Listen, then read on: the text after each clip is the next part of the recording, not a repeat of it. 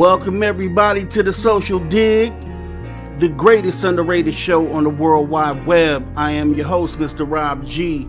And as always, we'll be digging into the topics to keep you talking and the talk that keeps you thinking.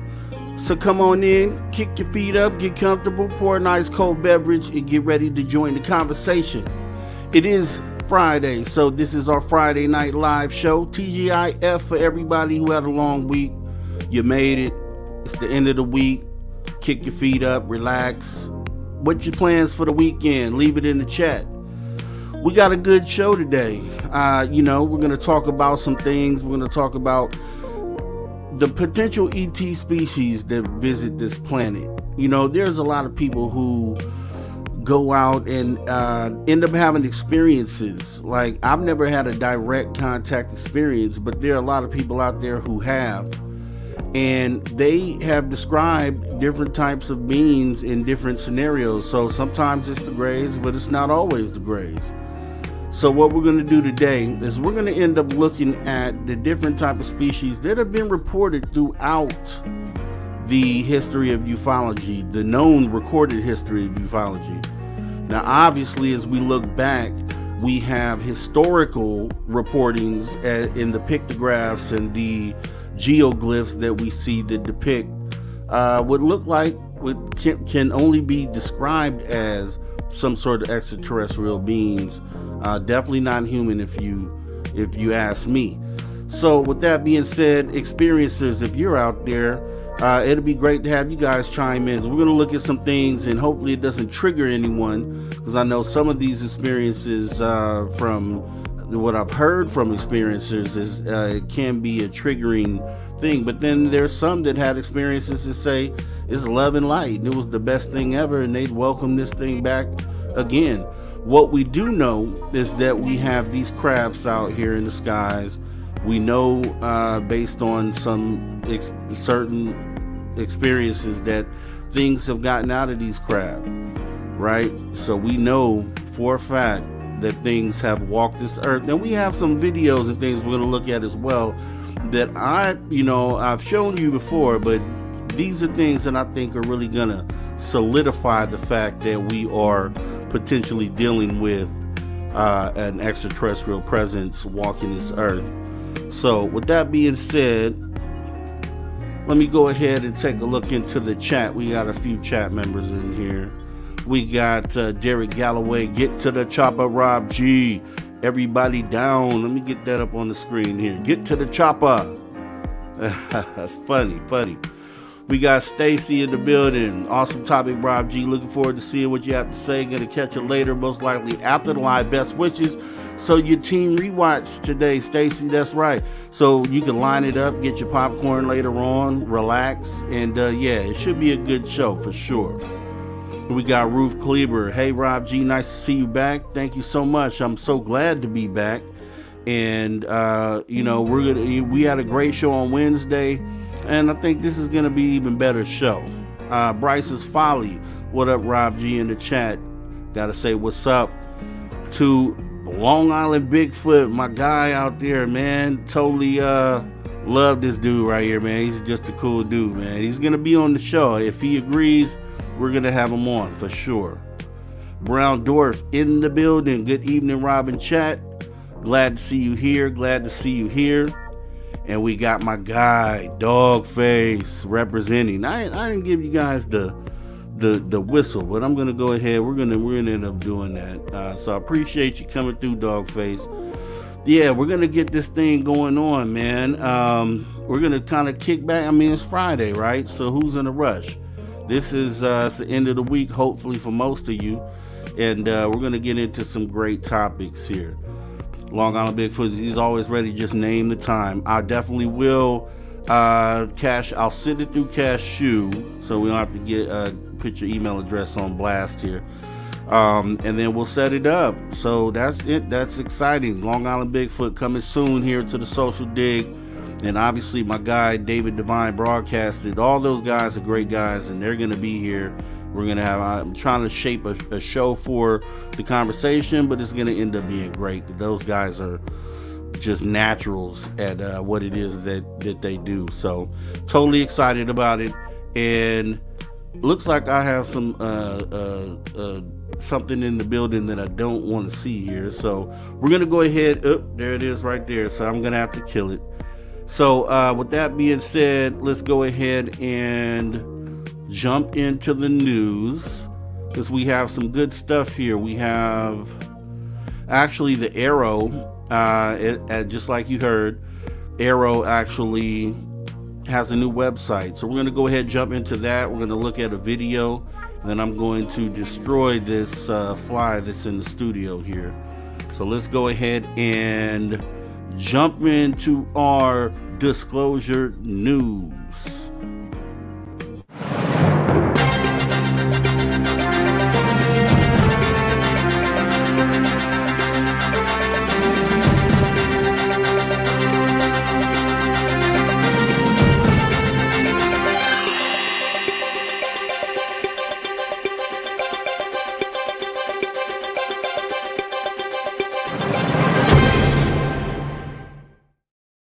All right, disclosure news. So jumping into this, before we do, just like always, we go ahead and talk about the Ask the Chat segment that we have during every show. So you can post a response to the question in the live chat, or call the call-in line or message line.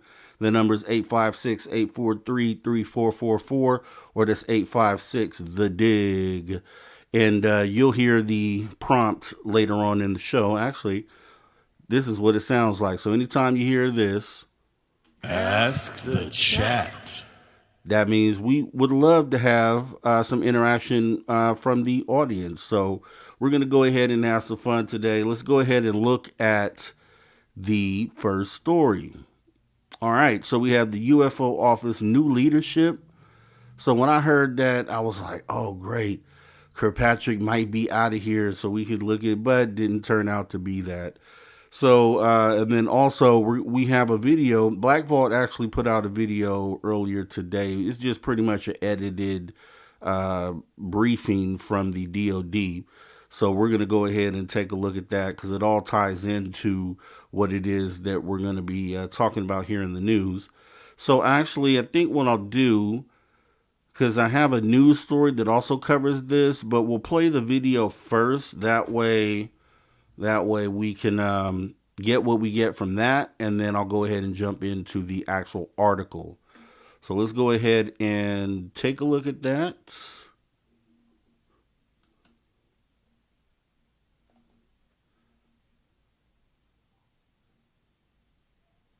In other news, the department is launching a website on the All-Domain Anomaly Resolution Office to provide the public with information concerning Arrow and its efforts to understand and resolve unidentified anomalous phenomena. This website will provide information, including videos and photos, on resolved UAP cases as they're declassified and approved for public release. The website's other content includes reporting trends and frequently asked questions section, as well as links to official reports, transcripts, press releases, and other resources that the public may find useful. The department is committed to transparency with the American people on RO's work on UAPs. The website will serve as a one-stop shop for all publicly available information related to Arrow and UAP, and Arrow will regularly update the website with its most recent activities and findings as new information is cleared for public release.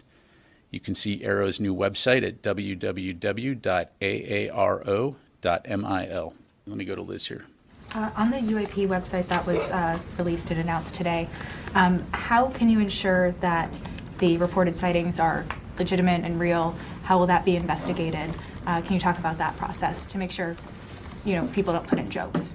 Sure. Well, broadly speaking, it's important to understand that first of all, as I highlighted right now, the posting of the website is the next step in this process in terms of ensuring that the public has information and insight into UAPs. And so what you see today is what has been declassified to date. As we move ahead into the future, there will be a subsequent update to that site that will allow DoD service members or civilians to provide reports via a private and secure means.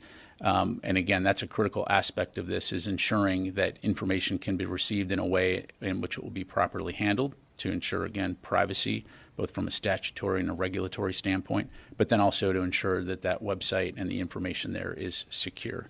So this will be something that we'll continue to keep the public updated on. Arrow is focused on the facts, taking in information, reviewing the facts, and then when possible, declassifying that information and making it available. Okay, thank you. Go to Tony and then go to the phone. On the website, I just want to be clear, civilians can access it, but they can't post their UFO, UAP photos or video on the site. Is that right? That's correct. On the website, I just want to be clear, this is not something the public can voluntarily post what they think are UAP episodes. This is DoD, it's like a repository of what you've already disclosed. There are all right, a couple of phases here. So what you have today is information from Arrow that has been declassified as it relates to looking into UAP reportings. The next step will be in the relatively near future enabling service members and civilians, DoD civilians, who have reports to make regarding UAPs to be able to submit those for consideration and review by Arrow. As it relates to the public being able to provide inputs, that is something that we will look to do in the future, but I don't have an estimate right now in terms of when the public will be able to submit reports in terms of private citizens, for example. On the Arrow question, it's also under our understanding that the program itself is now going to be under the purview of Deputy Secretary Hicks. I'm just wondering what that changes operationally about Arrow and about the way it functions. Yeah, well, operationally, it doesn't change the way that Arrow functions other than, again, it highlights the importance of the program to the department and the fact that it has the Deputy Secretary's full attention to ensure that she's able to advocate and fight for the resources that they need in order to conduct their mission. And Congress mandated that you all share what is unclassified on that website. There was an amendment to the NDAA sponsored by Senate Majority Leader Chuck Schumer that would have the National Archives declassify its UAP or UFO records. Is Arrow going to be doing that as well, looking to declassify some of the information that it has? Yeah, let me take that question because I don't know the answer to that. We'll come back. Yeah. I have one more if you may Third one. indulge me. All right. The whistleblower who came forward, former Air Force Intel officer David Grush, the claims that he made in Congress in that congressional hearing were based on interviews he said he had done with 40 people as he was reporting to Arrow as well. Are any of those reports going to be published on this website, those interviews, or would any of those people who he allegedly interviewed be made available to Congress? Just to clarify, the interviews that he himself conducted? He said that information that he had was based on interviews that he had done or spoken to people, 40 people or more. I'm just wondering if any of those... Yeah, so again, as I understand it, Arrow is very willing to take any inputs or information and to investigate into claims of UAP. And so if that information is made available to the department, certainly we'll take a look at it. In this particular individual's case, I do not know whether he has provided it to Arrow to review or not. But again, broadly speaking, this office, for obvious reasons, is going to take this mission seriously. They are taking it seriously, and so would be willing to look at anything that's provided. So thank you very much. All right, back to the room. We're going to go to Brandy, and then we'll come over here. Yes. Thank you, Pat. Hey, back to Arrow, 2 more questions. Is Dr. Kirkpatrick and his team set to deliver their next mandated report to appropriate congressional committees with updates on their ongoing cases of UAP investigations, and if so, when? Yeah, I'm not going to provide a date from the podium here, Brandy, but I will say that we expect that report to be delivered relatively soon. And so, of course, when we do, we'll let you know. And then just given the momentum, I feel, around UAP transparency, would Deputy Secretary Hicks or the department commit to regularly briefing us on Arrow's updates? Thanks, Brandy. So we will, by by evidence of this website. We will do everything we can to ensure that the public has information as it relates to UAP that's releasable, that's factual. And so, we will commit to providing timely, accurate information on this topic again as it becomes Patrick available. available to the press? Again, I'm not going to do scheduling here or action officer work here from the podium, but again, we will continue to keep the public informed on this important topic. Thank you very much. All right, so how do we feel about that? So, talked about the new website. Questions were asked about the website. Is this going to be a place where the public can submit information? And he stated that for now it's just going to be for the Pentagon. So, remind me again why that makes any sense at all. Remind me again why it makes sense to set up a website for them to correlate information. They have all the tools that they need behind the scenes to do that, all the back channels that. So why not make this officially a public place where you and people like you and me can go ahead and submit information? I think that's going to be a right step in the right direction. However, I just don't see it going that way when you have what's the reason for the delay, essentially? What's the reason for the delay? So I don't know how to take this. I don't know. What do you guys think about that? How do you feel about this website? What do you think? What's the purpose of it?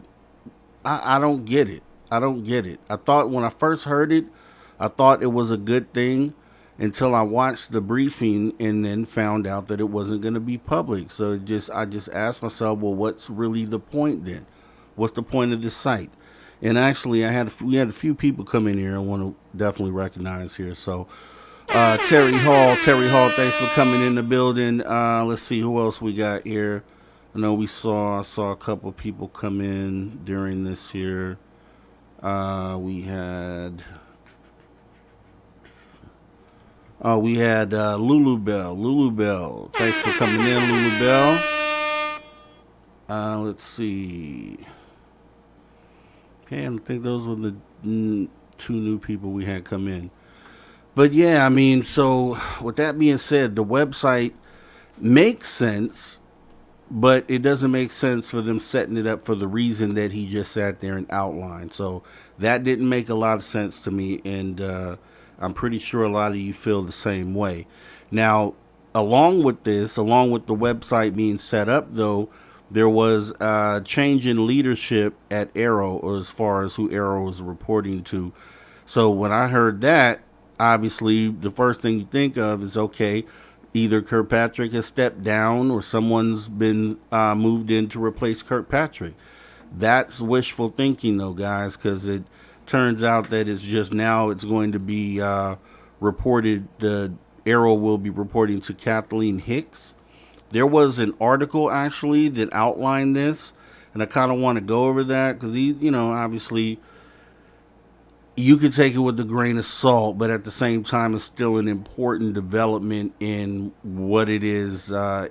If you're paying attention to the government and what they have to say about this whole thing, then it's an important development in that situation. So taking a look at this, we have a report from Defense Scoop, and the title of this is Hicks Takes Direct Oversight of Pentagon's UAP Office, New Reporting Website to be Launched, which we just watched the video for that. So let's see what we have about Kathleen Hicks taking over Arrow, and see if there's any benefit to that there. So taking a look at this, Deputy Defense Secretary Kathleen Hicks recently moved to personally oversee the Pentagon's Unidentified Anomalous Phenomena, or UAP, investigation team, formerly known as the All-Domain Anomaly Resolution Office.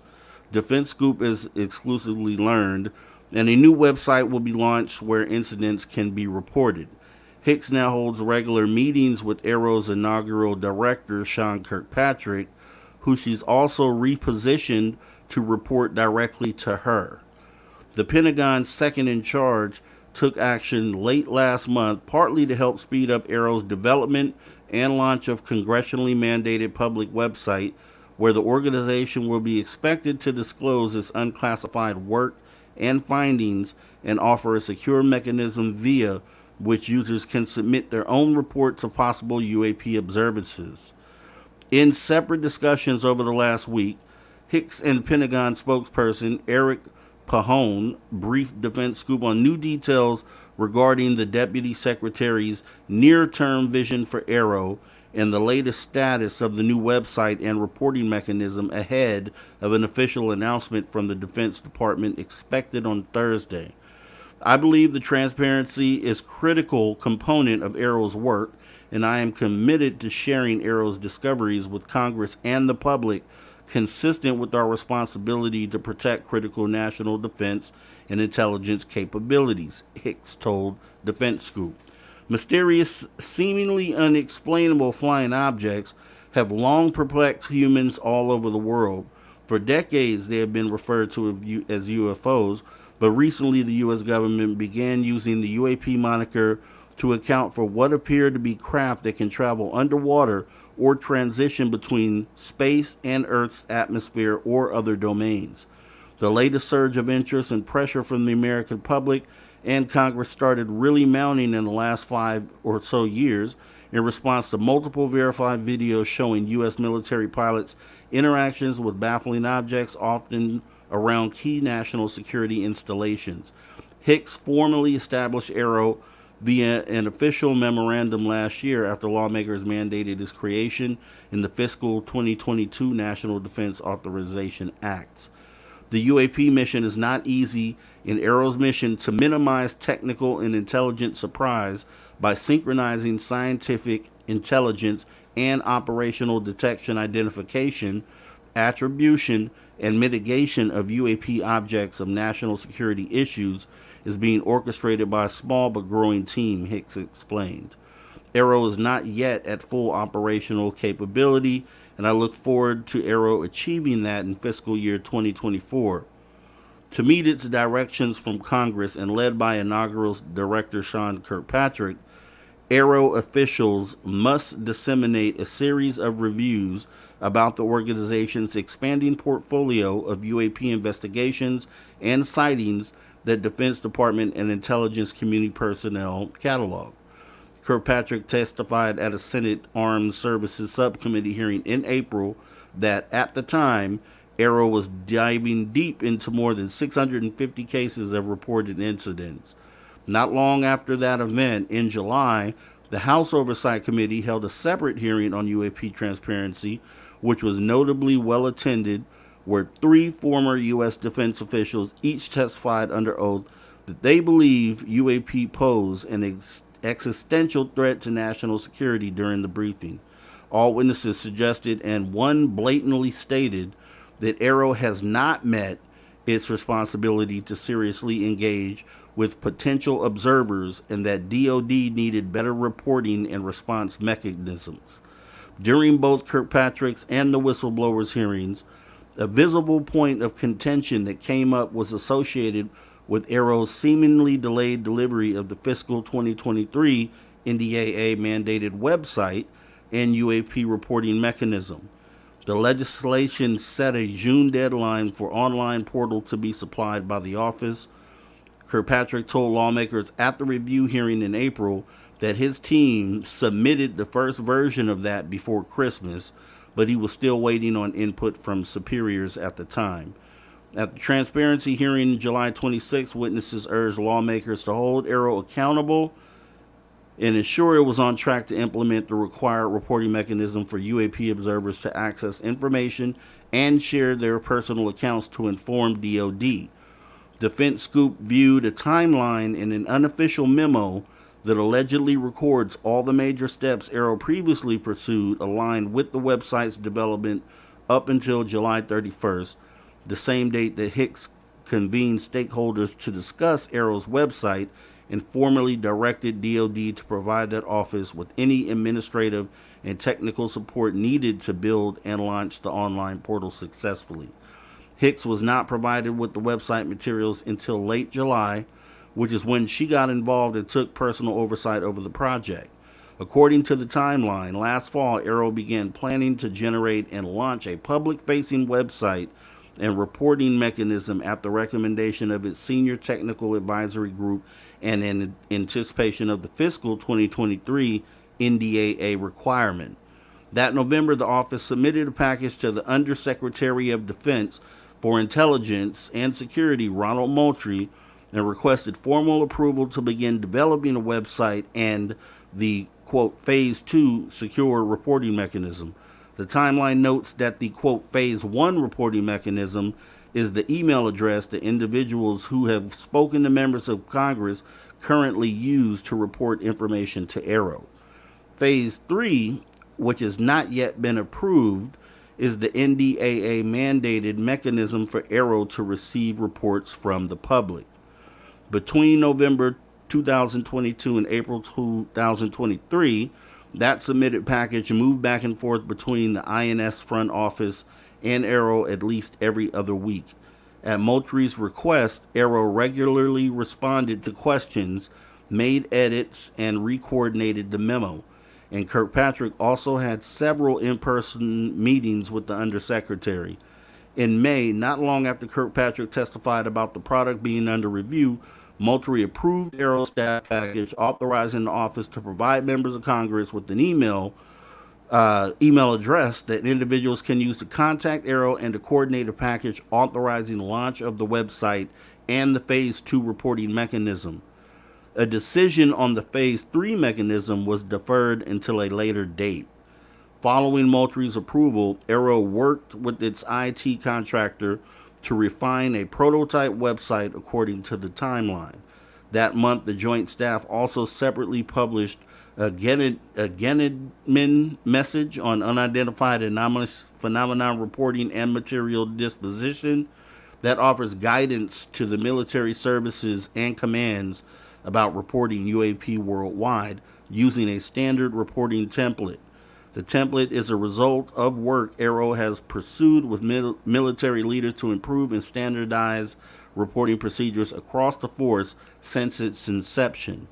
2 months ago, on June 27th, Kirkpatrick's team delivered an overview of the prototype website to the DoD's Deputy General Counsel for Intelligence and others.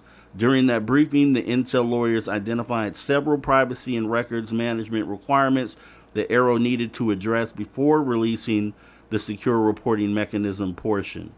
Arrow then reached out to the department stakeholders to address those issues raised, but the timeline suggests staff face challenges receiving definitive guidance on what privacy and records management actions were required to launch the website. So on July 31st, Hicks convened them all to discuss Arrow's website and ultimately accelerate its creation. She has the ability and used it to bring together all the top actors in the department. I think what she found was this was being worked at a working level, but it didn't have the right level of senior leader attention until she really kind of drove it home to say, hey, you people around the table are going to make this thing happen. Pahone, the Pentagon spokesperson, told Defense Scoop. When asked why she went all in on prioritizing Arrow as an element under her purview, particularly now, Hicks told Defense Scoop the department takes UAP seriously because UAP are a potential national security threat.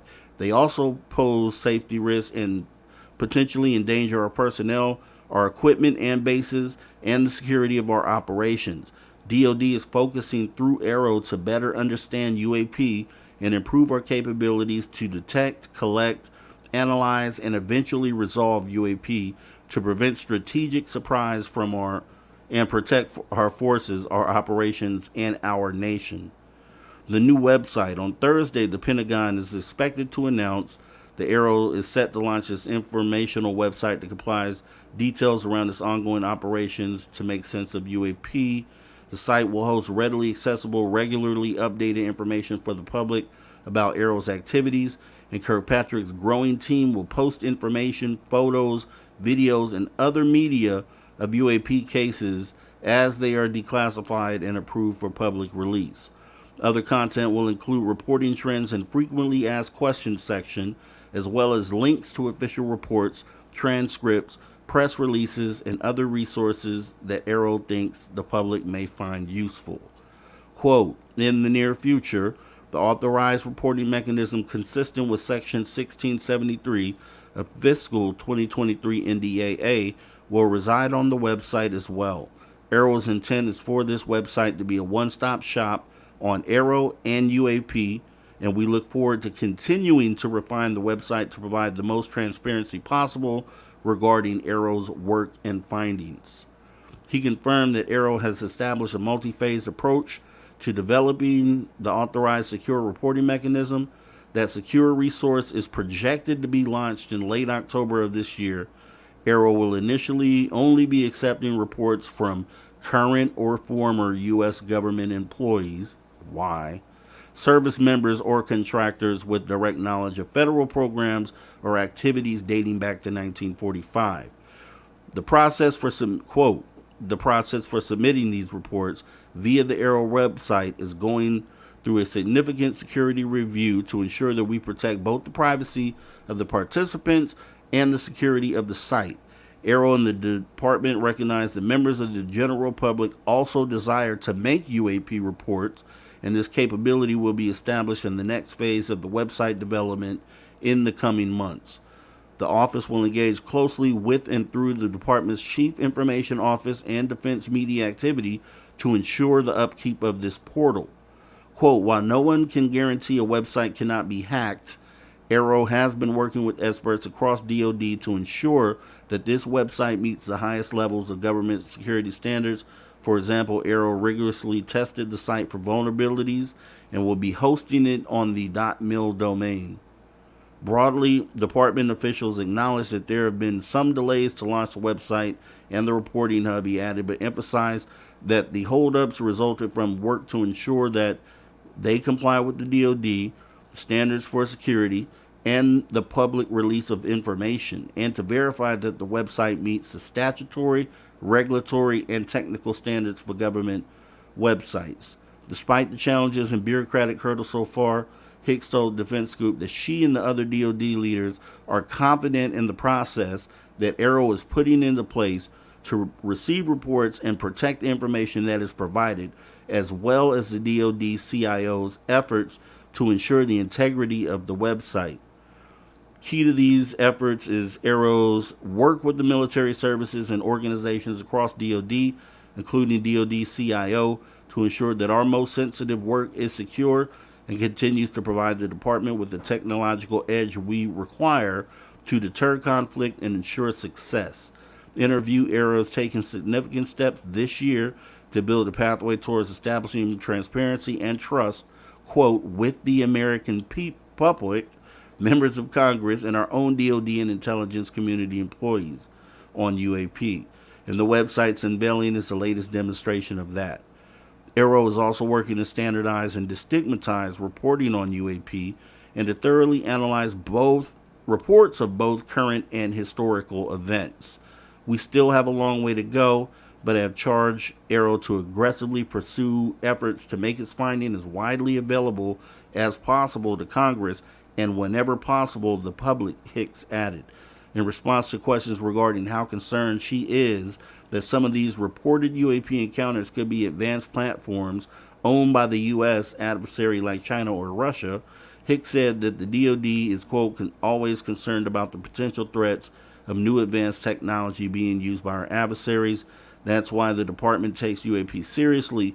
We need to understand that these UAP that exhibit behaviors not readily understood by our sensors or observers to ensure that they are not a threat to our homeland, Hicks told Defense Scoop. So, yeah, with that being said, let me gotta say what's up to Maggie M10 stepped in the building. So, with that being said, why do you feel like all this just comes out right now? I think there's been a lot of criticism and pressure being placed on Arrow for not having a website, not having a phone number, not having anything, any of the things that they said that would be made available for this department. And I think because recently that had been in the news people were pointing that out, that would be one of the reasons why they went ahead and pushed this out. And technically it's not even ready for release, because why would you release it without the public portion, what they call phase 3, being ready? That's when the website should have been released, phase 3. But it's just showing that they have been dragging their feet on it, and it just shows how unfinished and unpolished this actually is. So with that being said, let me go ahead and go through some of these comments here. And let's see.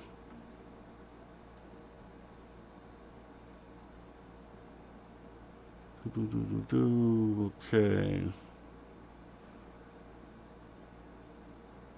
Okay, looks like, yep, just some general chat here.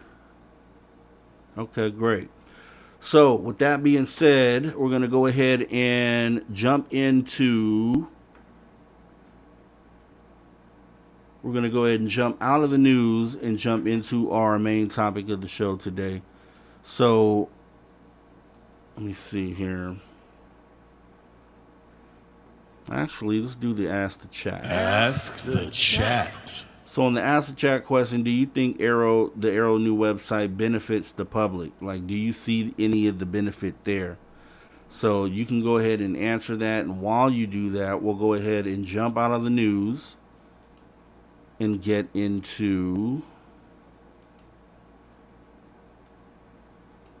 our main topic here. So here we go.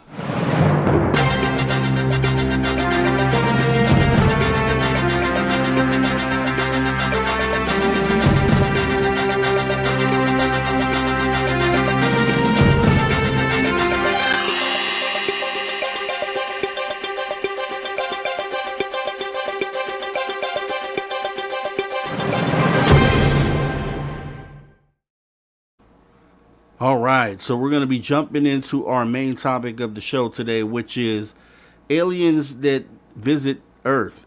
Like, there's been reports of different type of species of aliens visiting Earth. You can go down the list. There's some people, if you ask, there's like 50 plus species out there. I don't know if I go with that. I know that just based off of some of the most credible reportings, that there's obviously at least, a few that we can name off the bat. So we're going to go over some of the most prominent ones. I'm sure with all the potential ones out there that we're going to end up missing some. So I'm going to give you a little background on each of these as well. And then we'll go ahead and talk about the context of it. So I'm just going to start off before I bring the visuals up with the ones that supposedly started it all. So when we go back and we talk about our presence here and the reason why we might be here and how we tie in to ancient astronaut theory and ancient visitations, it kind of all starts with the Anunnaki, right? So we're going to just start there and then we'll jump into more of the other ones. So let me just talk to you about what I've written down for the Anunnaki. So the Anunnaki, I'm sure a lot of you are versed on this, but the Anunnaki are said to have originated from the enigmatic planet Nibiru, often referred to as Planet X. According to the mythological narratives of ancient Sumer, these beings came to Earth during a time when Mesopotamia thrived as the cradle of civilization. Their reported mission, the extraction of Earth's precious resources, particularly gold, to address dire needs on a distant home planet.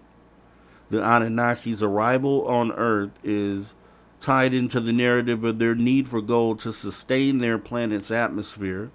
However, as they confronted the challenge task of mining, they allegedly embarked on a different course. This course involved genetic manipulation and the creation of two distinct species, which would be Homo erectus and then eventually Homo sapiens. Now, these newly engineered beings were meant to serve as a labor force to aid in the resource extraction process. As the Anunnaki's genetic experiments progressed, two prominent figures emerged in their society, which would be Enlil and Enki. These two beings assume powerful roles as governors on Earth, wielding complete control over the planet's affairs. Their influence extended not only to the physical realm, but also the cultural, intellectual, and technological aspects of ancient Sumer.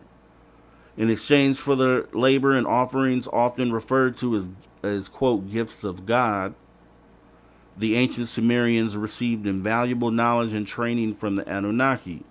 Now, this included expertise in architecture, agriculture, astronomy, and culture. The Anunnaki's teachings profoundly shaped the development of Sumerian civilization, leaving an enduring legacy that resonates throughout history. Once the Anunnaki achieved their objectives, securing the necessary resources for their planet, they reportedly ascended from Earth, leaving behind the beings that they had created, which I guess would be us in this case, that they created and influenced. This departure has led to some to speculate that humanity itself may have originated from the genetic experiments conducted by these ancient extraterrestrial visitors, giving rise to numerous theories about our true ancestry. So when you get to talking about the Anunnaki, and that's the only thing, you know, I've kind of danced around Anunnaki, but it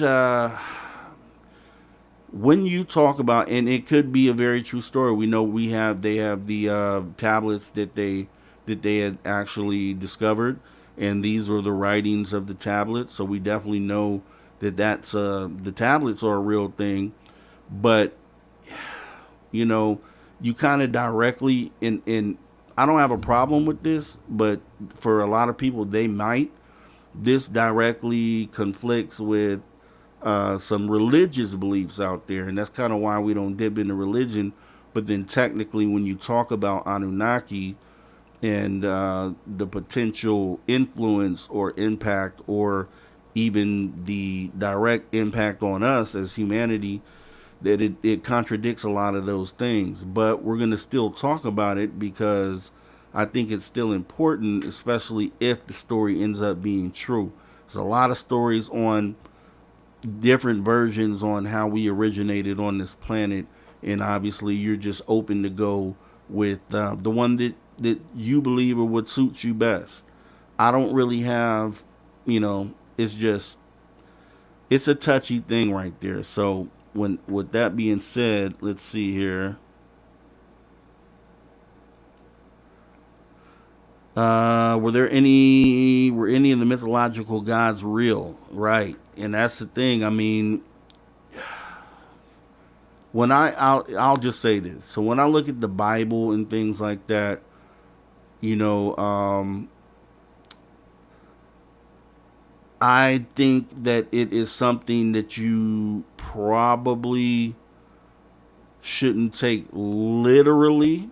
I think there are a lot more metaphors there that tie to realistic situations. But I think I think if you look at it literal, then that's where you have people who say, well, okay, that's not possible. Those things couldn't have happened. But I think they're not meant to be looked at in a literal sense. And then when you talk about all the different religions and things all across the world, you know, they all have ring of the same message.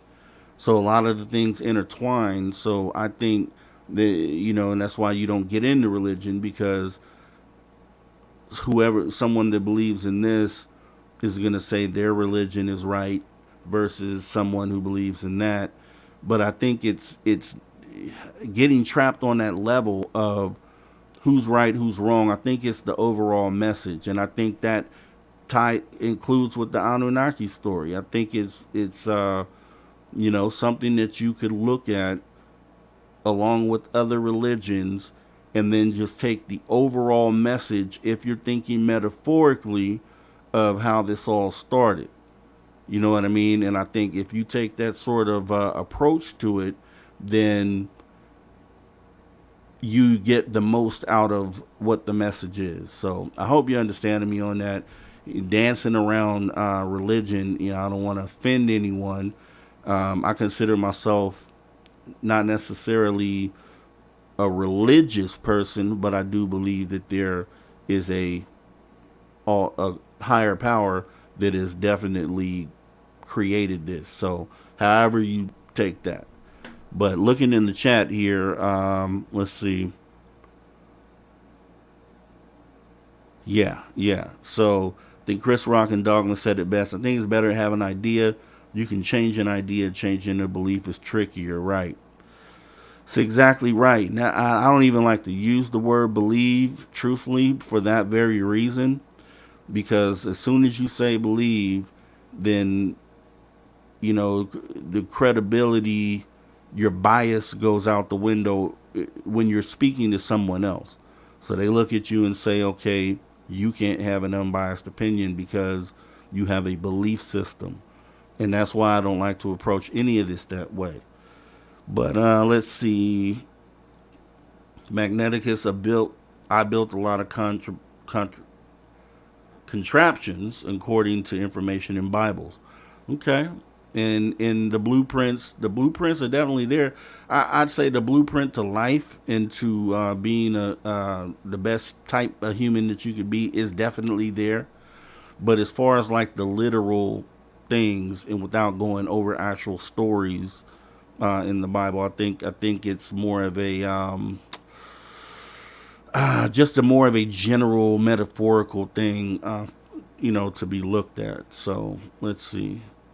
Right, so finally, no one is right, no one is wrong. It's okay not to know. Yeah. And that's kind of where we end up being at here. Maggie, there seems to be, in my limited knowledge and opinion, significant overlaps with certain God significant people.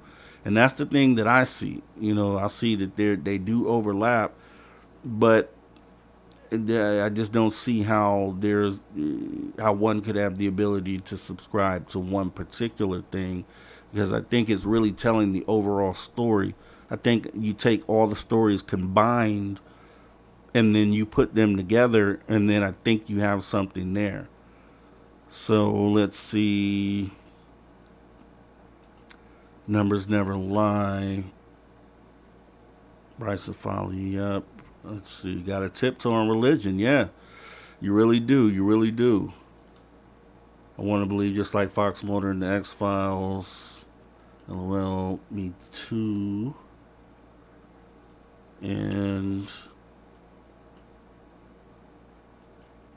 But I am neither a contactee or an abductee. Yeah, I mean, so in here's my thing, right? I look at what they say, the game of telephone. So when you talk about historical records, or a person in modern day looking back into historical records, especially ones that go back thousands and thousands of years, in some cases maybe millions of years, I don't know if you can take that information as completely accurate, or if you can translate it into something that pertains to how we understand things today. And I think that's one of the biggest problems. So like when you have scientists and astrologists who look out into the universe and say the universe is 13 billion years old. I one thing that about science is that they every 20 years there's something big that changes, and they rewrite the history books all over again. They rewrite science books. So I think that's the case with everything, archaeology, any sort of ancient look back into our past is something that can be interpreted one way today and then potentially a different way 15, 20 years down the road, where they say, oh, this has been misinterpreted. So, when we look at historical things, I take those with a grain of salt, unfortunately, because I don't think that there is anyone alive today that can say as a matter of fact that what their translation is the correct one. So let's see. Dragons became dinosaurs, right? So something simple as that. So dinosaurs, they want to call them dragons. Let's see, Maggie. I find it hard to believe anything and try to understand things in a big picture sense. Some things at this point I can't make sense of. I just keep information as it were. And that's the best practice. That's the best way to do it, because, my thing is nobody knows at the end of the day. Nobody knows. You can have a best guess, you can have an educated guess, but at the end of the day, nobody knows. And that's kind of, why we even get together like this, is because we bounce ideas off each other, and because no one knows. I don't come in here as if I know. I come in here to learn right along with you guys and get ideas from you guys as well, and try to build a bigger picture on this thing. Maggie M10 says, and it's not my place to judge whether it's right or wrong. There you go. And that's part of just being, I did a show on skeptical versus non-skeptical, and then how there's extreme skeptics, there's extreme believers, but then there's a section in the middle which are open-minded people. And I think that's part of that, just being open-minded to the possibilities. New information comes out all the time, and you can change the way you think or feel about something based on new information. And I think that's kind of where pretty much what we do here, what we're doing. So let me see, Bryson's Folly. Then our idea of solar time is limited to our understanding of solar revolutions and how our lifetimes are to another being in the cosmos. Time could be calculated much different. And I said that too. And we're going to get into that, because when we go over some of these species here, I'm going to point some things out that maybe someone in the audience can explain or help me make sense of it, because, at the end of the day, I don't want to know, I don't want to be fed what's not true. As far as like we're trying to absorb information and we're trying to learn as we go. But I don't want anyone presenting me with information that is just blatantly false, right?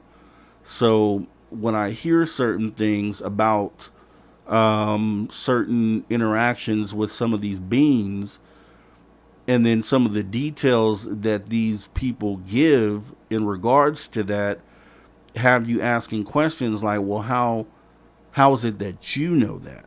You know what I mean? Like, in Bryce's Folly, going to what he just said there kind of ties into that exactly. So let me see. Man, moon cycles, 29 days, take note of nature things. Bryce's Folly, lunar calendars came before solar calendars, in my understanding. Aunt Flo used to follow moon cycles, says Magneticus. Bryce's Folly, sure, we will call it that. Yeah.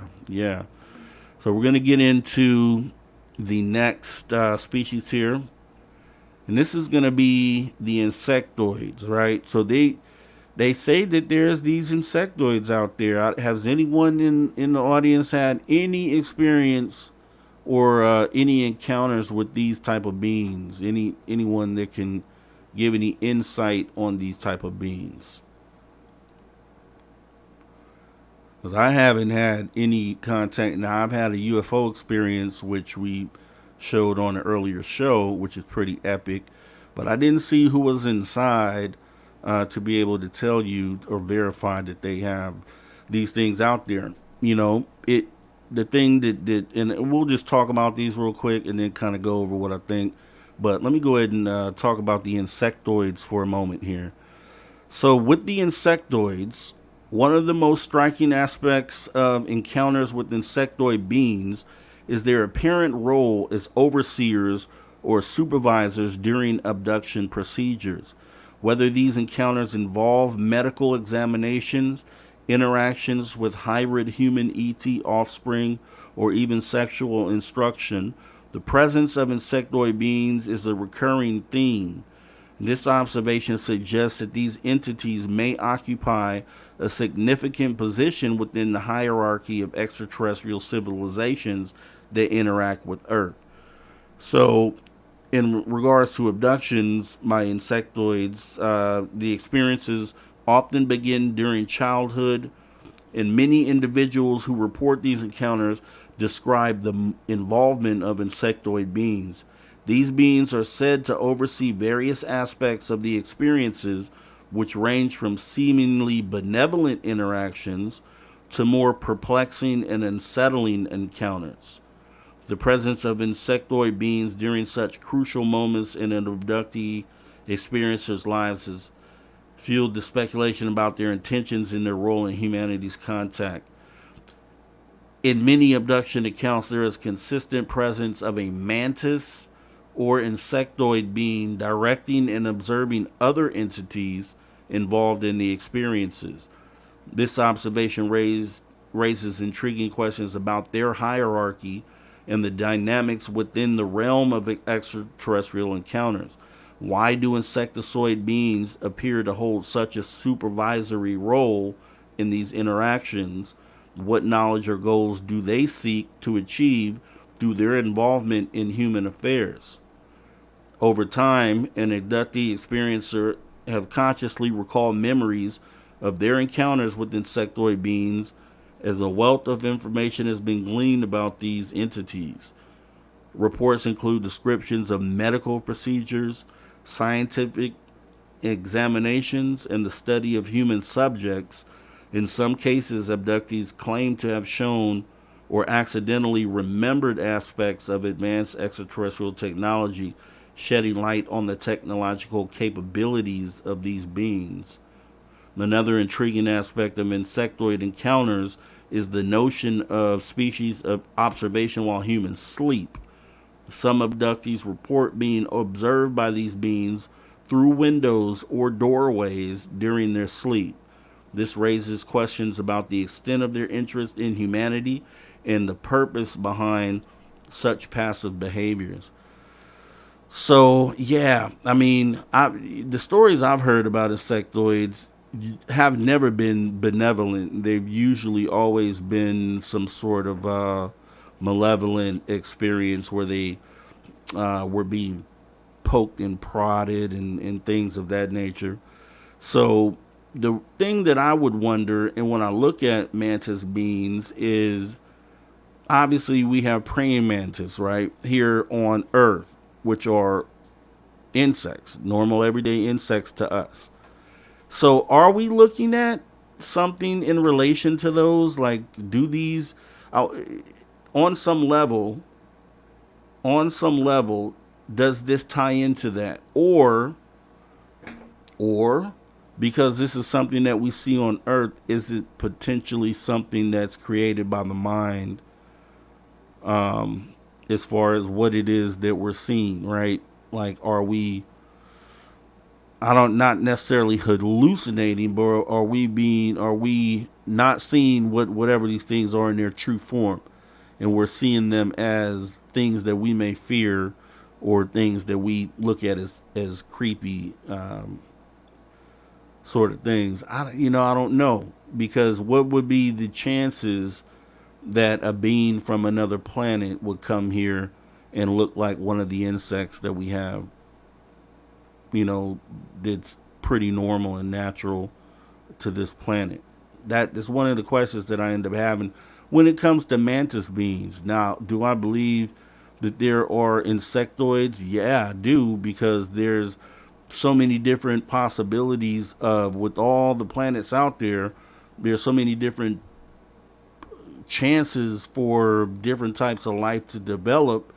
And I could see how, if there's a planet with insects, if they became the top of the food chain, and that it'd be possible for, and look, we had 60-foot dinosaur, or lizards rather, walking on this planet alone that we know of based on fossils. So with that being said, we had that right here on the one planet that we know has life. Then yeah, I mean, definitely I think insectoids could be a thing. But the question I would have is, why mantis though? Why would it be a mantis? So let me see.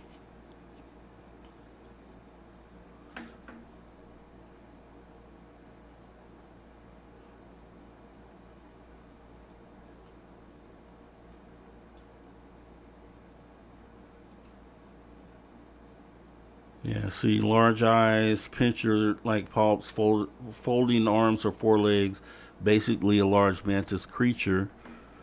Don't play with King of the Hill, Fire Ants in Texas. The mantis in my garden are far here.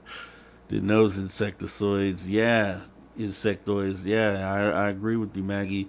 But they look creepy too, because when you look at them, the pupils move with you. So you move around and those eyes follow you. Those, and then they're pretty vicious when they, when they eat, and it's just a normal thing for them. But in the human psyche, right? If have you ever thought about if there was one large enough to consider you a meal, and they would eat you in the same way, right? So it's naturally going to be something that some people would be afraid of, or just not necessarily afraid of a mantis, but afraid of something being able to take advantage of them in that way, something that was big enough to do that. So it's a tough one, but here's one of these, I'll go with the experiencers. So if there's experiencers that say that they've seen these things, I'm going to go with that because, I'm just going to give them the benefit of the doubt on that initially. But, I just don't know. I mean, I don't know. It's one of those things. Let me see. One person's cute, man. Another person's horror. Yeah. Yeah. Mike Jones. Welcome, Mike Jones. And he says maybe fallen angels came down and mixed with all types of creatures. Yeah. I mean, and even I've been under and obviously just brainstorming because no one knows, right? When you look around and okay, so if there does end up being mantis beings, and we have something that's totally identical to that here on Earth, then you look around at other creatures that we have, weird creatures of the sea like squid and just things that are very abnormal looking, but they're creatures here on Earth, right? So they wouldn't be considered alien unless they came from another planet. But at the same time, when we look around, are we looking at like small examples of things that are actually out there? You know what I mean? Like, is there a planet of the squids? Is there, if there's a mantis planet, is there a planet of some other thing weird creature that we look at that's here on Earth? That's some of the things that I think about. But let me see. Mantis are cool, says Magneticus.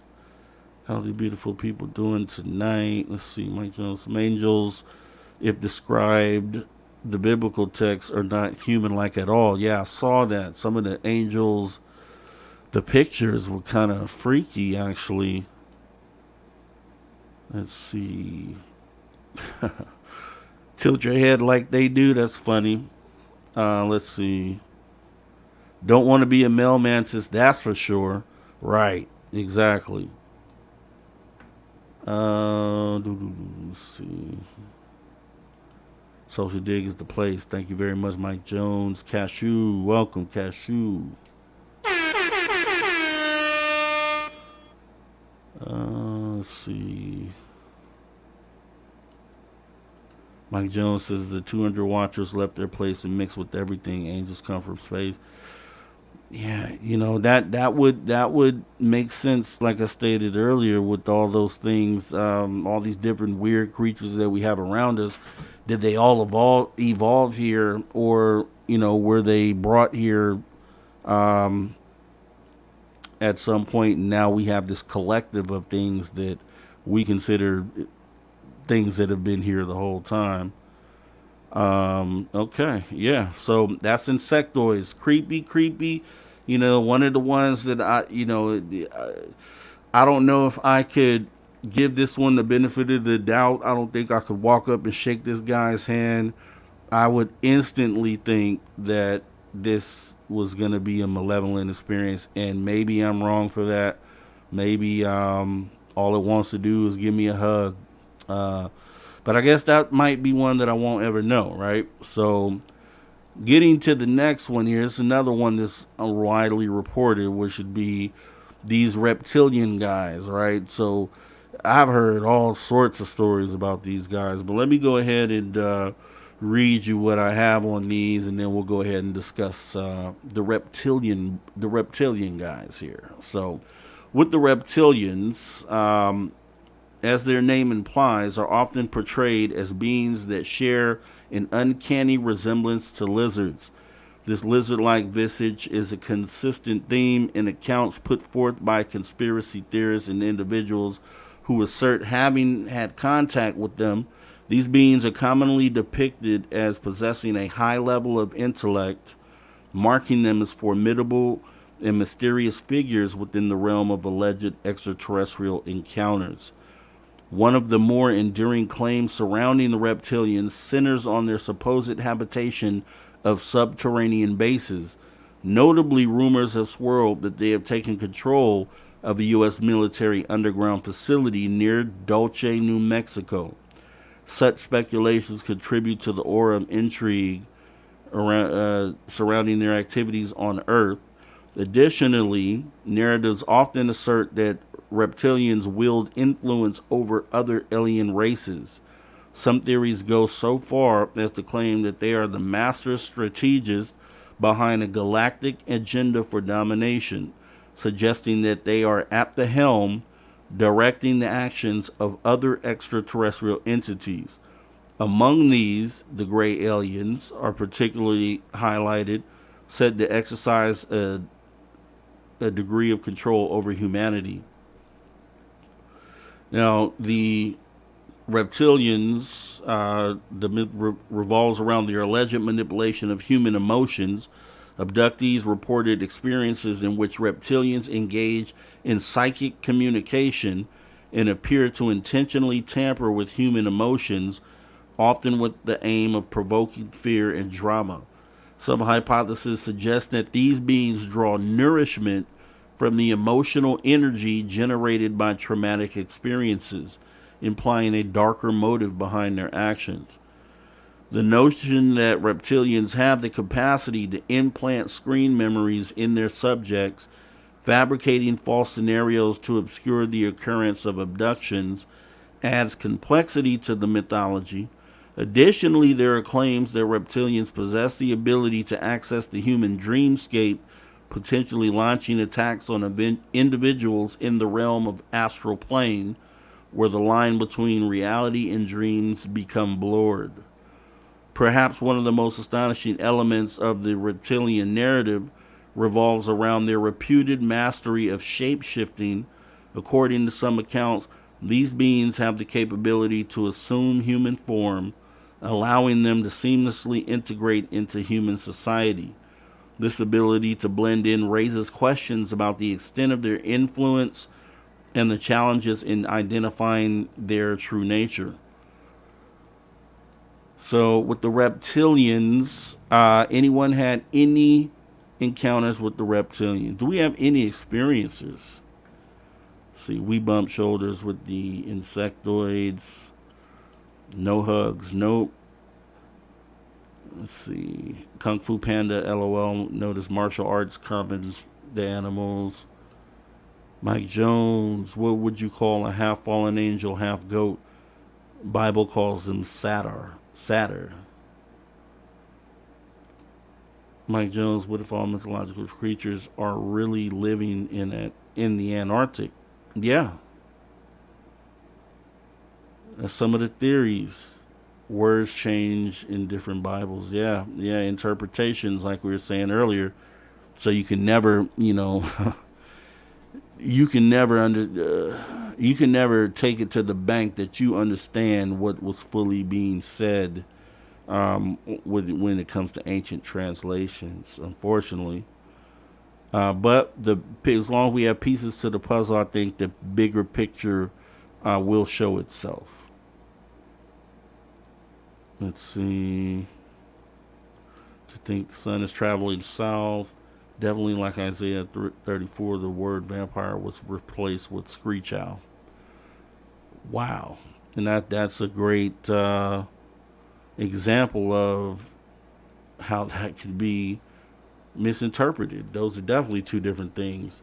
Says I'm into the numbers. Yeah, we know that Magnetic is definitely into the numbers. Let's see.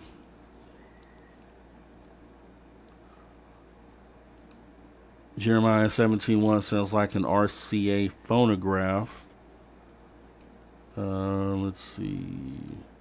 It was in a heavy Native American area. Reptilians, the children of Lucifer. I've heard that as well. I'm not an experiencer, okay? Me neither. Well, as far as ETs go, all reptilians aren't bad. Every species are good and evil. Facts. That's what they say. And if I were to just use our species as a judge to that, then I can agree with that. I can definitely agree that there should be, if there's morals and things of that nature, that there be a percentage that would be good or bad. Mike Jones, vampires equal shadow people. Oh, I actually have a picture of a shadow person. I don't know if I can even. Yeah, I'll have to wait for the next show. That was taken right in the house. I'm in the studio, obviously. In the house, my stepdaughter took a picture. She left her phone sitting up. She was FaceTiming her friend, and she had used the restroom. So she just sat her phone down, ran to the restroom, and her friend's sitting there on FaceTime, getting having a view of like the hallway in the house. She comes back to the phone, and her friend tells her, you gotta, she sends her a picture. I guess she screenshotted the moment, and then she sent it to her, and it was a straight shadow person in the hallway. Now, at the time, it was probably a little after midnight. There was no one in this house at all that has the shape of what this shadow portrayed. And there was no way that shadow could have been projected from anywhere within it. So it was definitely something.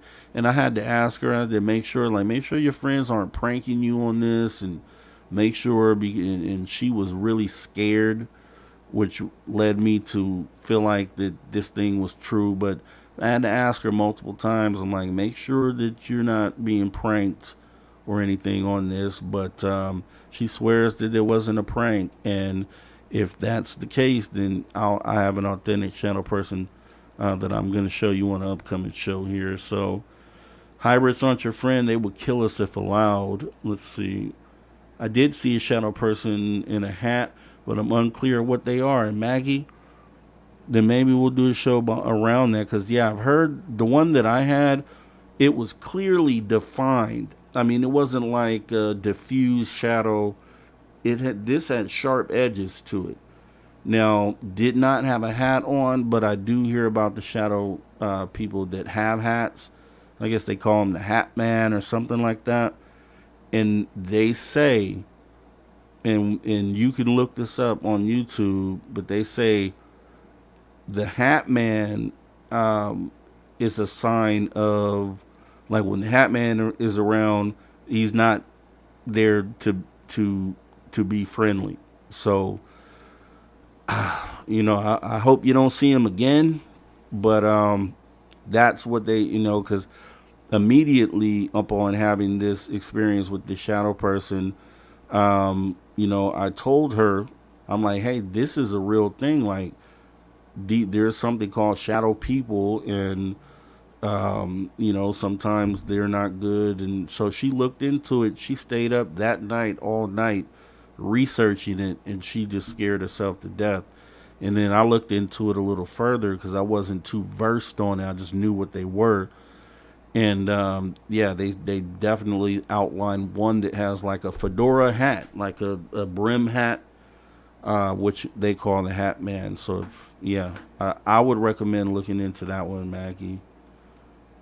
Let's see. Derek says the creator makes all beings with free will if the beings they decide. Okay.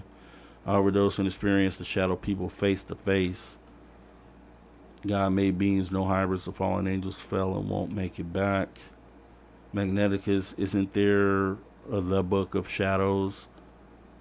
I think that was in a movie, but I don't know if it's an actual real thing. Mike Jones, Lucifer, Hatman, the devil, and his female counterpart, Lilith, the owl woman. Okay, so there you go. Mike Jones has some more information on it. That would be cool. Thanks, Mr. Rob. Yeah, definitely. No, for sure. I haven't shown it, and I just actually saw it. I looked at it earlier today and was going to include it in this presentation, but yeah, I'm going to save it for the next one. And let's see, overdose. My dog chased after them. Mike Jones. People dying to talk about shadow people. Man, I hear some. That's a tough one. That's a tough, because that when you talk about shadow people, you have to ask yourself where they're coming from, and I think Mike Jones has information on where they actually might be coming from here. So, had a stroke within 7 hours ish of seeing it. So that follows. I'm sorry to hear that, Maggie. And wow, that's exactly what they say.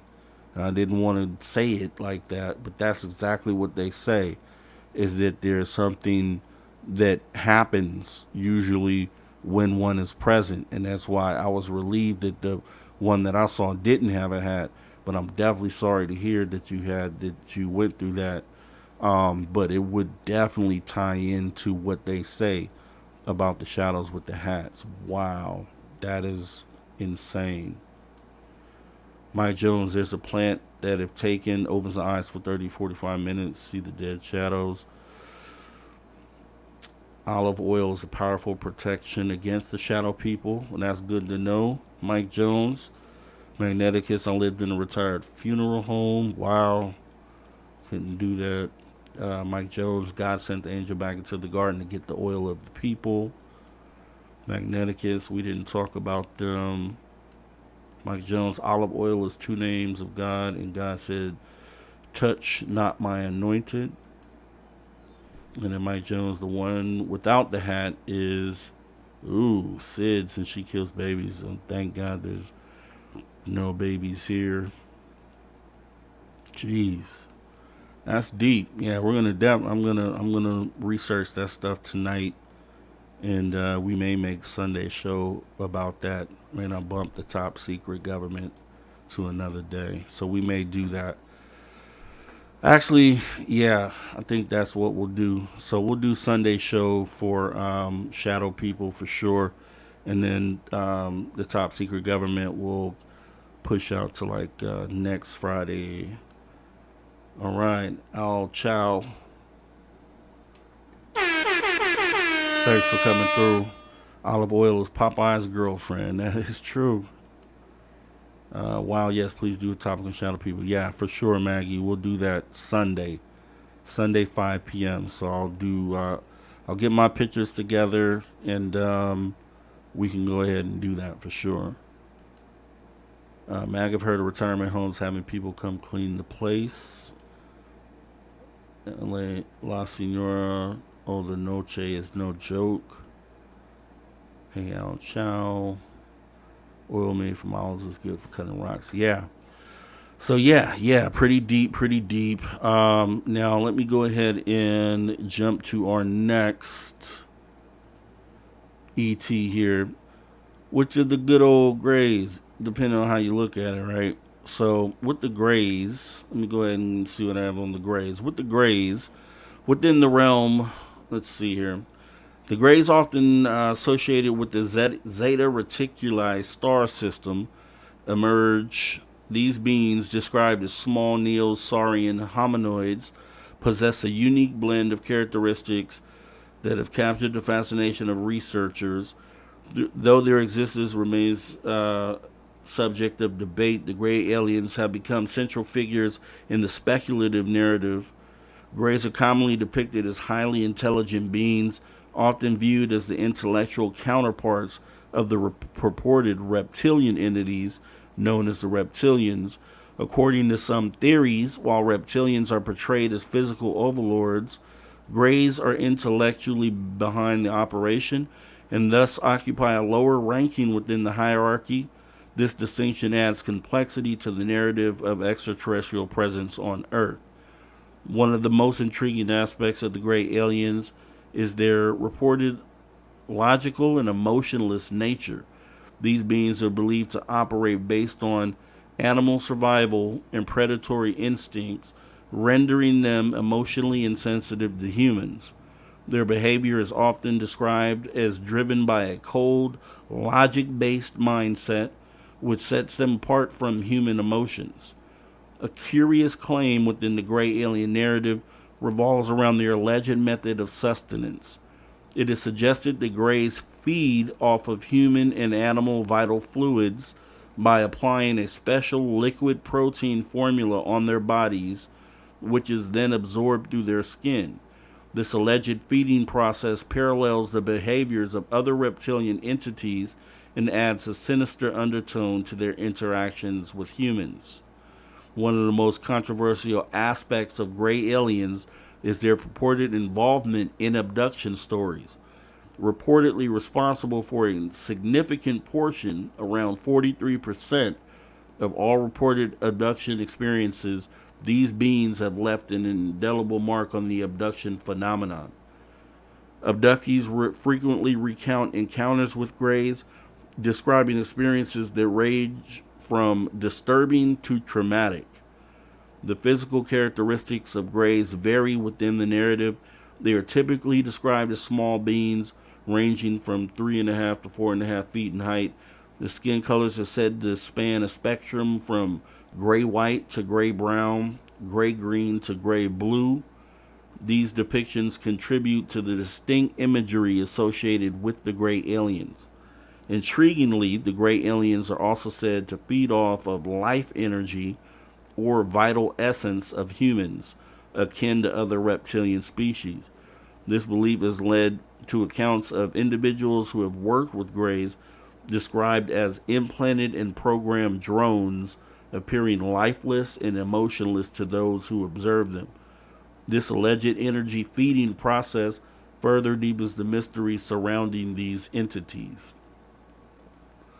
So those would be the gray aliens. And yeah, if you look at it, they are normally the ones that are blamed for alien abductions if you listen to most experiencers. So some people think that they're android. I think Stephen Greer said that these things are robots, or I don't know about all that. And that's the thing. See, when you get into when you talk about these species like this, and I'm sure you guys already know, there's people out there that claim to know everything about these things and have so many matter of fact details, and that's when I stop listening. Like, I can't be.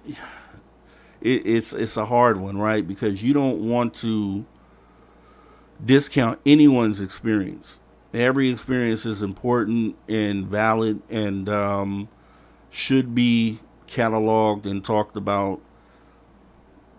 But when you get to the point to where you have people who claim to be experts on these particular beings, that's when you have to look at it like, well, is this a grifting situation? And it's only because they always say, I mean, someone who, and especially in this field of ufology, who claims that they know everything, run away, turn the opposite way and run away fast, right? So when you get details, like some matter of fact details about where these grays come from, just as Bryce finally talked about earlier, depending on the planet that you're on, it depends on how you see the stars and the constellations and where things place in the sky. So, once again, I don't ever want to discount anyone's sighting.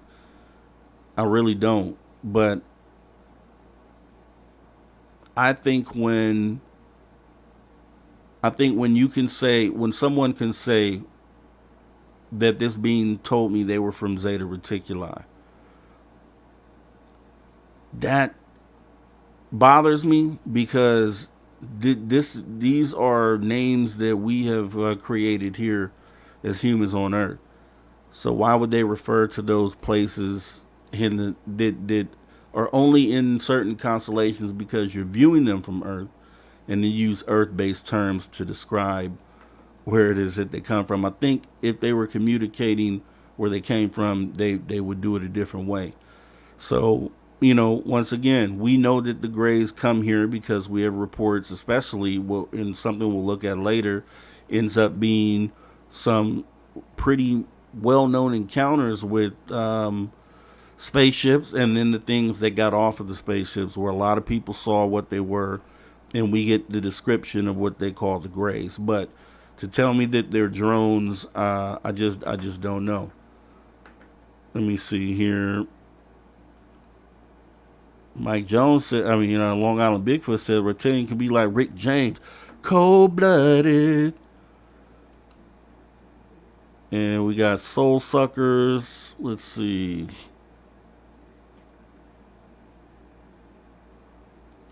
They're soulless, emotionless. Yeah, from what I can see.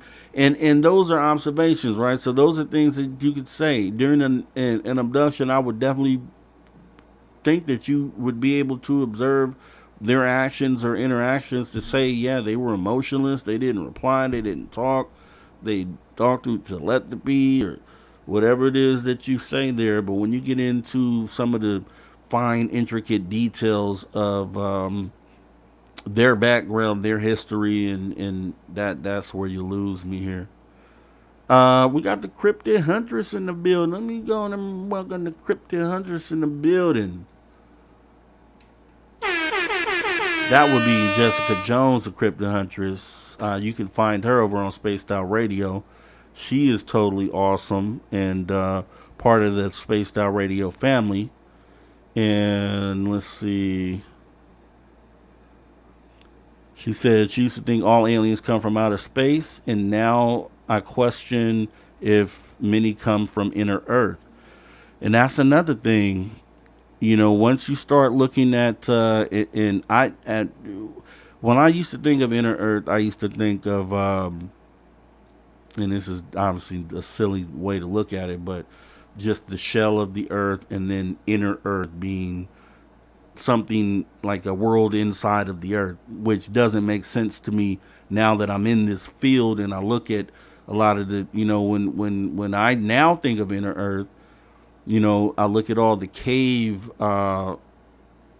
systems, and I watch a lot of cave, I don't know what you call those guys that explore caves, but they there's a lot of places within the Earth there really is, and I mean deep down, huge chambers where, yeah, like something could live there for sure, and it just makes me think. And they're everywhere, and you wouldn't even realize that that they're there. So that's pretty weird, and I can consider the inner Earth thing too. I can definitely consider that. So let me see. Megan 10. I took a closer look at that victim in Peru with the bleached white skull. Just unbelievable. Yeah, and Derek Galloway said he had the video on that. I didn't get the video, Derek, but I'll look into it. Maybe you could send it so we can show it on Sunday. And let's see, great show the other night. Cryptid Huntress, she always does. And Bryce Foley's Bigfoot and E.T. or terrestrial non-human intelligence. That's a great one. We actually, you're reading my mind, because we're gonna talk. We this is how we cap it off with cryptids at the end of this. So we'll be taking a look at a chart that shows some, and then asking questions about that. And let's see. There's a dog, man. Yeah. See, and we're gonna talk about that in just a minute here. When you see all the natural caves, it's crazy to think about. Yeah, exactly. Cave explorers. There you go. I was thinking spelunking, but yeah, cave explorers. So it is. I mean, you think, okay, it's a small cave, small space under there. These guys go into areas where, then it starts getting tight, and they squeeze through areas just to get to a huge 300-foot chamber that's way below the earth. And it's like, dude, there's definitely a possibility things live in there. I don't. Why not? Why wouldn't they? Right. So that being said, we're gonna get into the Centurions. So I don't know if you know about these. I hadn't really looked into these, but there are some revelations that they make about the Alpha Centurions and what they might play. You know, being if these type of ET are visiting this Earth, what role they would play. And I have some ideas on some pretty famous encounter that potentially could have been these guys here. So let me read this on them. So let's see. In the vast expanse of the cosmos, nestled within the Alpha and Proxima Centauri star systems, reside an extraterrestrial race that commands a power not only capable of obliterating us, but any other potentially belligerent alien species that may cross their path. These beings, known as Centaurians, are heralded as the most technologically advanced alien species within the confines of the Milky Way galaxy. Their ascendancy to this remarkable position is attributed to their exceptional intellect and profound natural curiosity, which has spurred rapid progress in the realms of science and technology. Remarkably, the Centurions have leveraged their supremacy to become responsible stewards of the immense power they wield. As the eons passed, the Centurions underwent an extraordinary transformation, evolving into an aquatic species. This metamorphosis has led some researchers to speculate that these beings are the architects behind the majority of the underwater and unidentified submersible object, or USO, phenomena that have perplexed humanity. Moreover, there is compelling belief that the Centurions maintain a network of bases nestled on the abyssal plains of the Earth's seas, oceans, and lakes, discreetly observing and participating in our world from beneath the waves. In keeping with their innate nature, the Centurions are thought to harbor a profound benevolence towards humanity. It is believed that they possess a genuine desire to aid our species in overcoming the myriad challenges that accompany the evolution of any intelligent life form.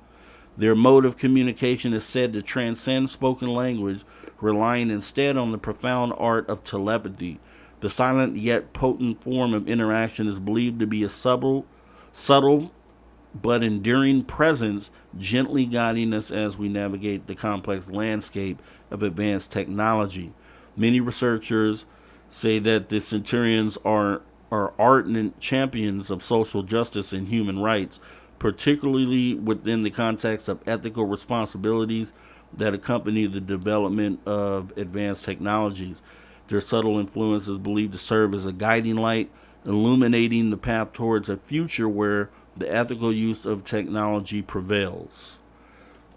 And so with the Centaurians, you know, that makes sense. Here's what I used to say about that. The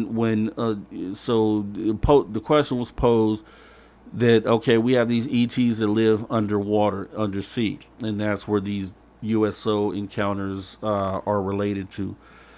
And I agree with that, but then, someone had said that they moved into the sea, so that they were here first, that they've been here the whole time, they were here first, they were here even before us. And then the question I asked then is, okay, I can go with that, but if they were here before us and then we came along, why would they give up land to move into the sea? Unless they were already aquatic creatures, which would make a lot of sense, right, on why those UFOs or, the mermaids and things like that. Then you go and look at the Lake Baikal incident in Russia. I think it was like in 1980, where the divers they drilled a hole into the ice. Huge. It's the largest freshwater lake in the world. They drilled a hole in the ice. They went down into the water, about 6 or 7 divers. And while they were down there, they ran into three 9-foot beings that actually looked like this, that had these sort of hoods over their head, like clear, translucent, almost like helmet-looking objects. And one of the divers attempted to capture one of them. And in self-defense, the being kind of did some sort of pressure, like a explosion almost in the water, and kind of blew them out of the water, blew them back out of the hole that they came in. So when they came back to the surface, like 3 of the 6 died because of they went to the surface too fast. So that's what I think those were, and that story seems very plausible because we know these things go in the water. We've seen them do it. Chances are, that's where they live. And if they're an maybe aquatic / species that can breathe air, it would make total sense that they would be comfortable underwater. So, let me go to the chat here.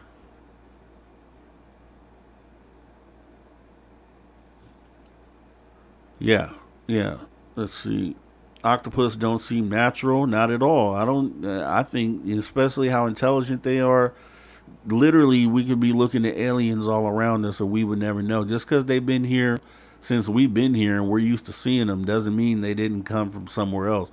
And I think that's the mindset we need to start having, is that, especially with the people out there who claim that there couldn't be aliens. Like, dude, you might be sitting around all sorts of things that didn't come from here, including us, right? So let's see.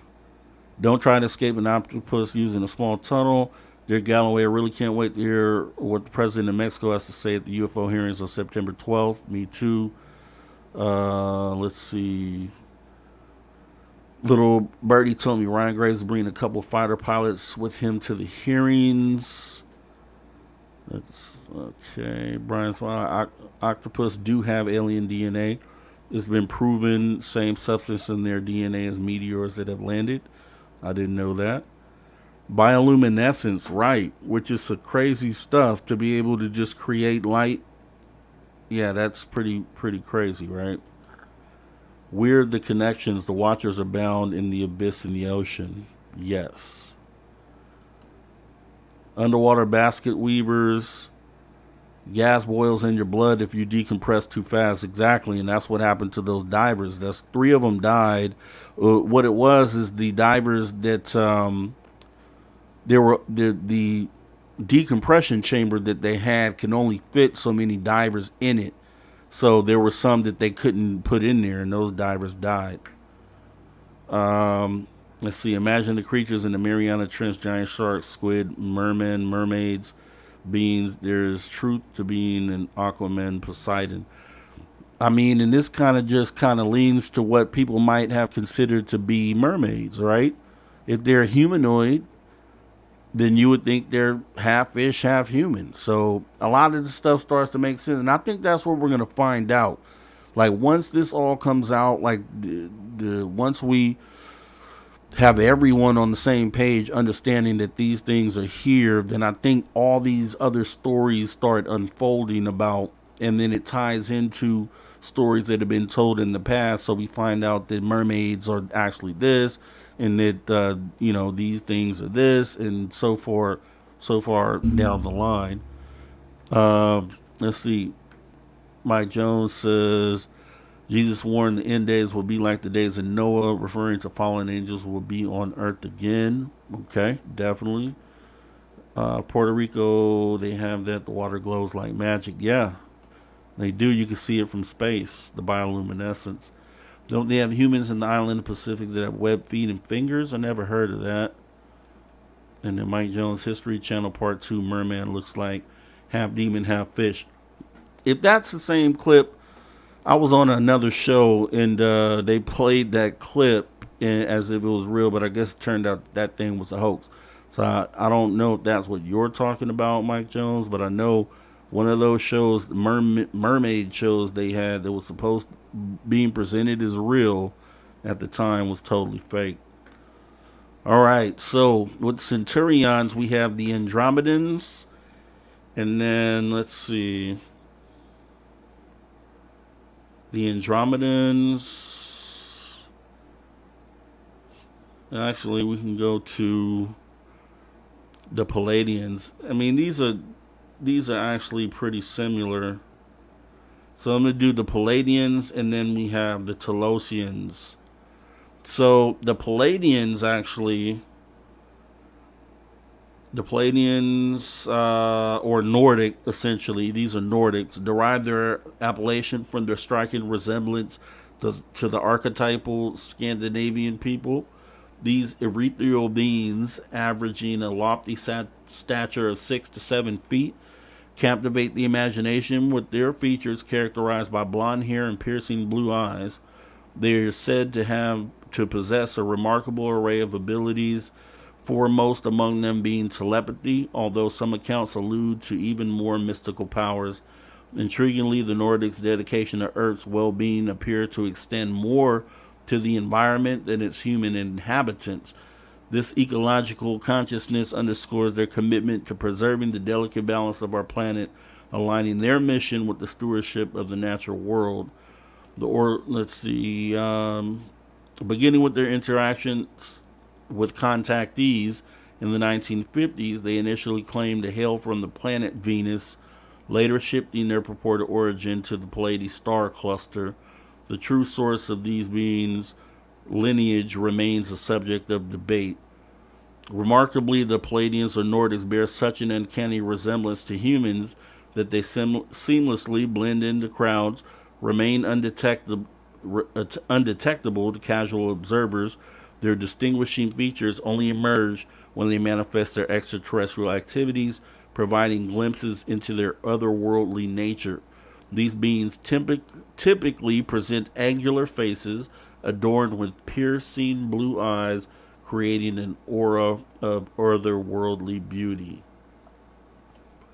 Those are the Palladians.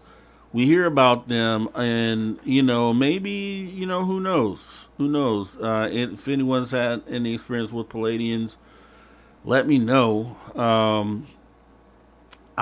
Here's what I'd say about it. I would think for sure that there's definitely some other species out there that are pretty close to humans. There has to be. So, definitely. We'll see you in a bit, Maggie. Thanks for coming through today. And let's see. Mike Jones says, I've seen a lot of fakes. They do that to keep doubt. Let's see. Government has purposely made fakes. Yeah, okay. Which muddies the waters. Paul describes this as having two bodies in one core, 15 physical, spiritual. Okay. Now, with that being said, this one, it was more interesting to me. I didn't really know about these guys. I think Dr. Love, actually brought these guys up last time. They're the Telosians. And so this was pretty interesting because I think that this is one of the more likely ones for sure that are probably visiting here. So with the Telosians, according to one prevailing belief, the Telosians are survivors of cataclysms that submerged the fabled lands of Atlantis and Lemuria beneath the ocean's depths.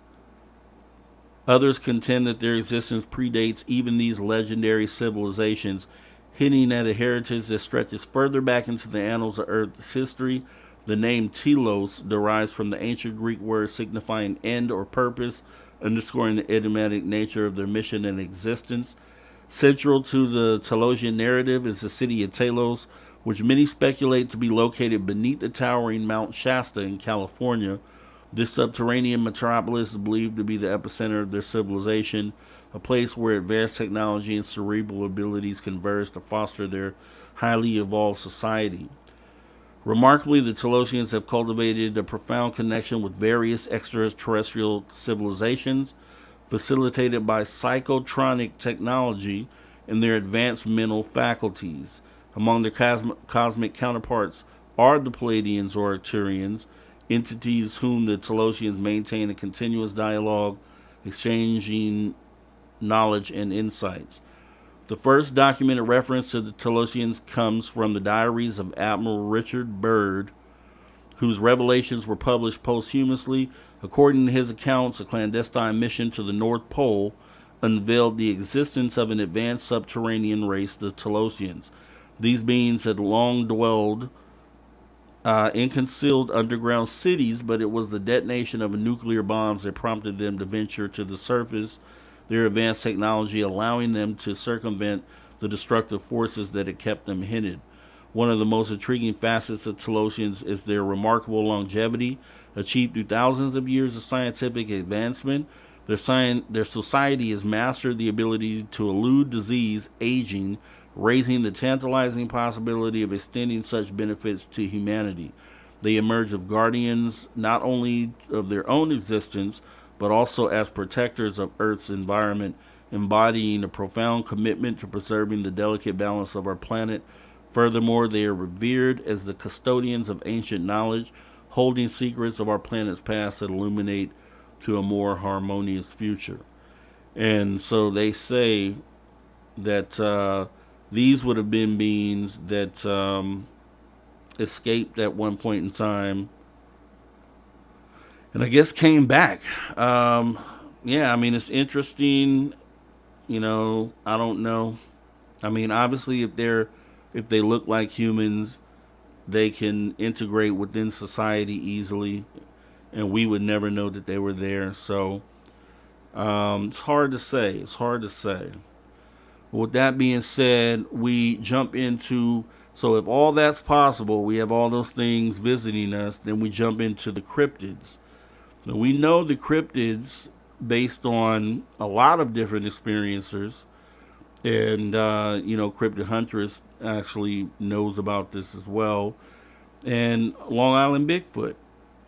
I haven't had any interaction with a Bigfoot. I haven't really been in the woods enough for something like that to happen, but I did see these Fresno night crawlers. So if you look at the list here, you have the Mothman. I'm sure there's more cryptids than this, but these are just the ones that came up on this list. So you have the Mothman of West Virginia. You have Bigfoot or Sasquatch. You have to have Dave Scott and which one he prefers. Then you have the Flatwoods Monster, West Virginia. You have Chupacabra, it's Puerto Rico and Texas. You have the New Jersey Devil, which is in New Jersey. The Fresno Nightcrawler, which is pretty creepy. I've seen that thing on video. Then you have Champ, which is, it looks like potentially like the Loch Ness Monster, but in New York. Not too sure about that. And then you have Cassie, which seems to be something similar in Maine. Then you have Bat Squatch in Washington. You have Loveland Frogman in Ohio. The Beast of Busco in Indiana. And then Van Meteor Visitor which I guess is the pterodactyl. I've heard stories about that one actually recently. Van Meteor Visitor, Iowa. I think the Cryptid 559 talked about that. So here's my thing. We had 60-foot dinosaurs walking on this planet for sure. We have the bones. We have beings right now that we know are coming from outside of this planet, from somewhere else, and some that may have been here the whole time. There is no way that you can't have the door open to these cryptids also being here and then being tied potentially to some of these extraterrestrials that have visited here. And, I'm talking from a person that hasn't had an experience with any of these things, but I think common sense, if one of the things is true, it opens the door to everything else. You know what I mean? So when you have a skeptic that just can't open their mind to even thinking that any of this stuff could be true, that's why I say you introduce them to the one thing, then you open your mind, and then you say, okay, well, if this is possible, then that might be possible. And then it kind of is a domino effect and goes down the line. I think at the end of the day, I think we will find out that most of these things, if not all, are definitely things that are happening. What would be the reason for someone to make up having these sightings? I just don't get it. Like, what would be in so many different people? What's the end goal on that? Even so, if you get them to believe it for a minute, if it's a hoax, okay, ha ha ha. Then what do you get out of that after that? So I don't see the value there to run a hoax on these sorts of things and things that have been reported over and over and over again. So let's see. What was it? Okay. What was Paul said he had two bodies. Dr. Paul Robertson was behind the hoax. Oh, you talking about the mermaid?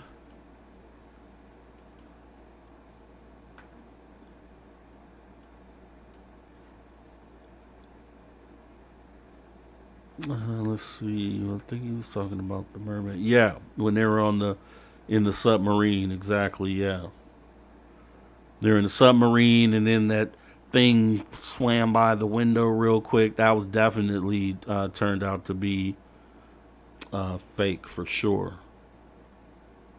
Lake Champlain. Let's see. Dragged the head of a dinosaur and claimed the great battle. Government always creating doubt. They're losing their power to keep it all hid. Yeah, and I think once, and I think they know that. I think they know once one thing gets unveiled, that it's going to lead to all these other things, and it's going to change the understanding of everyone here on this planet. And I'm going to flip quickly. This is just some things I wanted to show you. These were different sketches of different extraterrestrials over the years that had been different encounters, and then the descriptions of the beings that were in those encounters. So just to kind of give you a quick run through of those. So we know number 3 for sure is the Hopkinsville ETs. And I have a video I want to show you here in just a moment that I think might link to those Hopkinsvilles. You remember the story. The guy was outside. He saw the brightly colored spaceship land in the woods. And then all of a sudden, these creatures came out the woods with their arms raised. And they kept trying to enter the house all night, climbed on the roof. And he was shooting. They were shooting at these things. They were peeking their heads through the windows. And he said when he shot one of them that he would kind of just float backwards and kind of disappear. And that's kind of what they were talking about in Peru too. But I'm going to show you an ET, because out of all the ETs that you'll see here, especially the only one with big ears would be like this one from Hopkinsville, and then the Mothman, right? So I'm going to go through these other ones here. A lot of them are gray type beings. You have the Pascagoula one right there on the far right, which is, I don't know what that is. Then you got, what is that, 15? It doesn't say the name of it here. But a lot of these are gray type beings.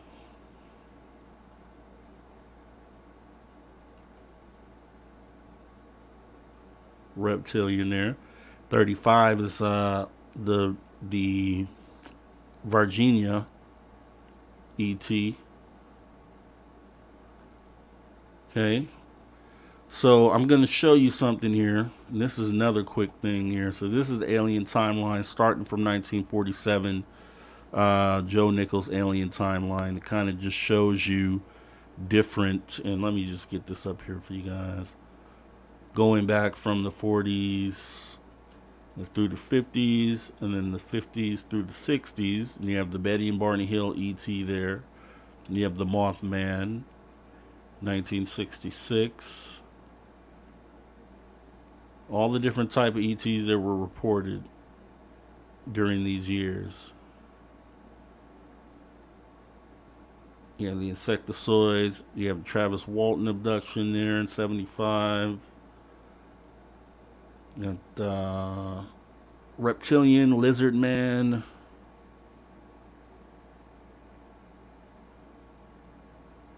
But yeah, and it goes back to what I read earlier. They have 40%, 43% of abduction cases ended up being grays, and that's kind of how it resonates through these slides here. 40, at least 43% of these that we're seeing are grays, so that definitely lines up. So, with that being said, let me go ahead and I have two things I want to show you here. So, let me see. One is going to be the Las Vegas ET. For those who didn't see that, the one that was in the forklift, and then I have a second one that I want to show you as well, and then we'll get to the end of the show here. So let me show you this.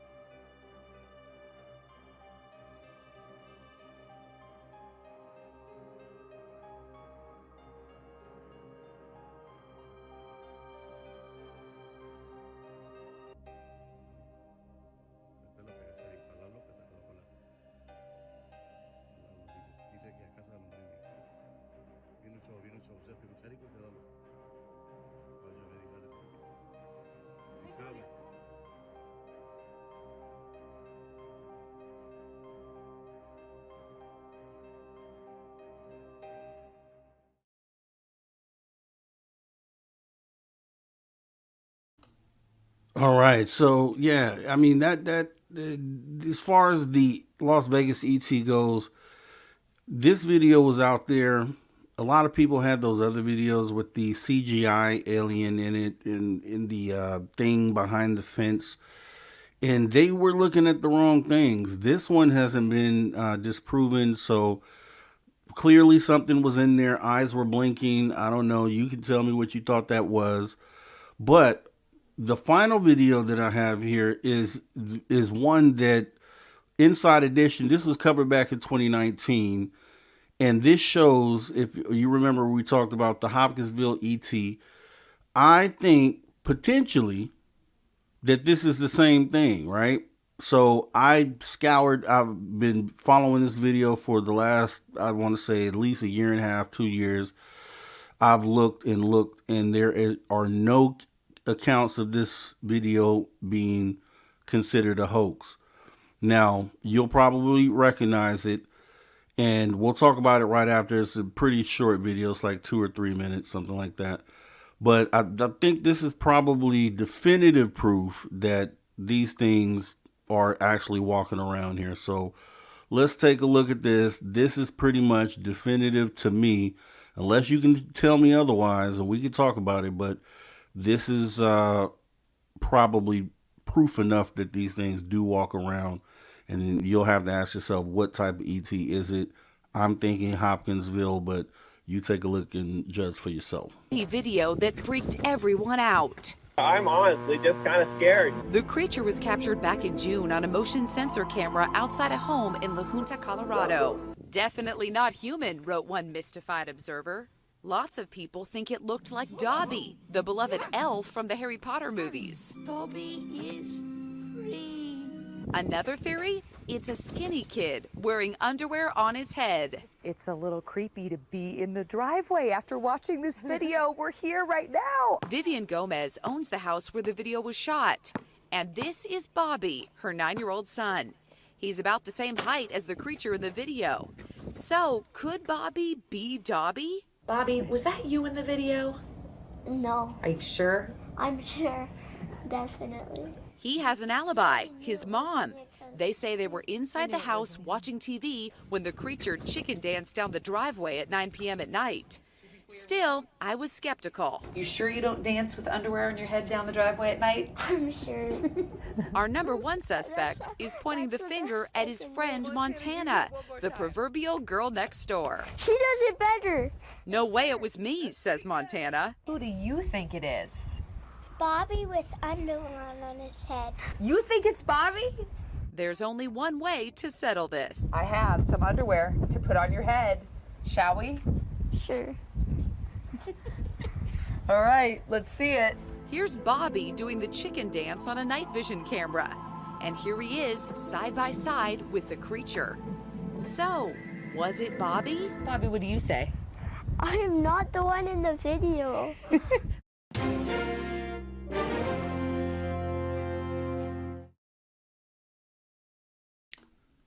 So yeah, so chicken dance, and a lot of people said, "Oh, okay, that might have been a chicken dance, might be what we consider a chicken dance." But if you looked at that, maybe I can rewind it a little bit. If you look at the proportions of this thing, look at this thing's legs and feet. So we'll just do that side by side right there. I wonder if it'll stay. Yeah, okay. So look at this. Look at the feet and the legs on this thing. So this was never pointed out to be like a Photoshop or anything. The only thing that skeptics, when this came out, had an argument of is that, oh, it's a little boy with underwear on his head. So let's take a look at this, right? Side by side. First of all, and we'll scroll through it a little more, but the proportions aren't right for it to be a human. Look how long his arms are. Look at the entity on the left, on the right. Look how from the shoulder down to where his hands hang. That's not this little kid. That's not the little kid, for one. It's not possible. It's not possible for these two to be the same thing. The being on the left, on the right, is completely white from head to toe. White from head to toe.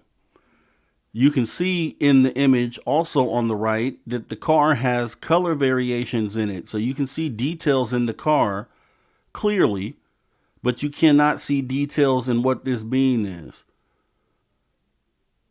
Show me in what world that this could be considered a kid with underwear on his head.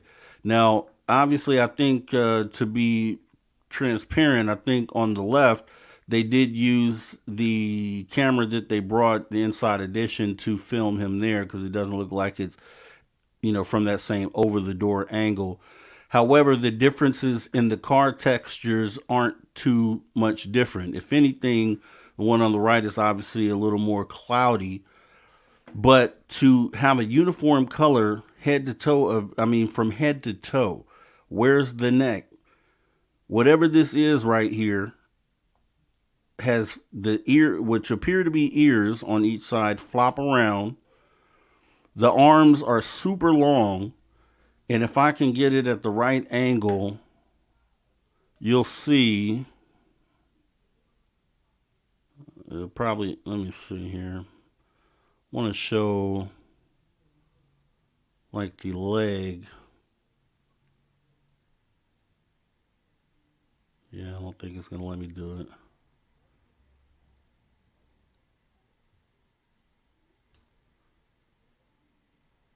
There is a frame where you can clearly see, and we'll just leave it there. So the things that, and if you look at this and you break it down frame by frame, which I've done, there's an angle where it shows the right leg lift up into the air. First of all, the 2 feet when it's walking are pointed in opposite directions. Then there's an angle when it lifts up the right leg, where the right leg, you can see that from the knee to the heel of the foot is way too long for that to be this kid. And there's a few different examples of that here. Now, one of the other things that skeptics wanted to say is that, the video just cuts off. Well, the lady explained that her Ring camera only records for 10 seconds at a time. So another thing they said is it seems like it's coming out of the house, because when the video starts, you see the screen door close. But what I say about that is that it wasn't coming out the house. It was trying to get in the house and the door was locked. So there isn't anything out there that debunks this. There is too much that points to this being not the kid, for one. And then for two, that this is just something that you can't explain. It's not anything explainable as far as it being any type of human being. So if you have a view on that and that you can let me know, and I would love to know what that is, then please let me know. Say it looks like stilts, and that's what I'm saying. It's way too skinny to be a child, period. Way too skinny. So this would be proof, and there's more raw video of this. This just happens to be the Inside Edition version, but there's just the raw video where you can just see this thing walking down the driveway. And I would say look at it yourself and then tell me what you think about it, because if you go frame by frame on it, you're going to find some frames where the body on this thing contorts itself in ways that cannot be attributed to any type of human being. So, that's what I'm saying. So yeah, that doesn't explain the arms. There's one angle where you can see the hand hanging way below the crotch of this, whatever this thing is. So, like I said, uniform color, there's too many things that go against it not being human. The uniform color from head to toe. This kid would have had to had a full bodysuit from head to toe, a white bodysuit from head to toe, and be able to contort itself in ways that a person can't do. But let's just go with the bodysuit. In this video, the kid is 9 years old. Do you think his mother would know or not if he has a full body, head to toe, white bodysuit? I think she would know that. And yeah, there's just too many things to say that this wasn't the kid. And I'm actually friends with her on Facebook. as a matter of fact, of the lady you just saw here. And I'll be reaching out to her trying to get a statement from her on this. She obviously, when this came out, how with anything, there's a lot of ridicule and a lot of people want to make fun of the situation. So this went viral, obviously, millions of views when it happened. So she was pretty much bombarded by everyone. And, you know how that can feel. So that's what happened there. But yeah, look into this, and I think you'll find out that this video is, and a lot of people looked it over and glanced it over, but I think what you're seeing here is the first video that you can pretty much say with certainty is something that's walking around that isn't from this planet. And if you look at the descriptions from the Hopkinsville ET, which also had big floppy ears. If you go back and read the original story on it that was reported to the newspaper, also long arms but they stated that at the end of the hands were like clamps or claws rather. So this fits a lot of the characteristics of that Hopkinsville ET. The Hopkinsville ET was reported as approaching the house as well. Attempting to get in the house, just like this thing was. So too many things pointing towards this thing not being human and most likely being some sort of extraterrestrial. So that's how we'll wrap that segment up, and we'll go ahead and get into our science fiction to science fact. So let me get my music going for that.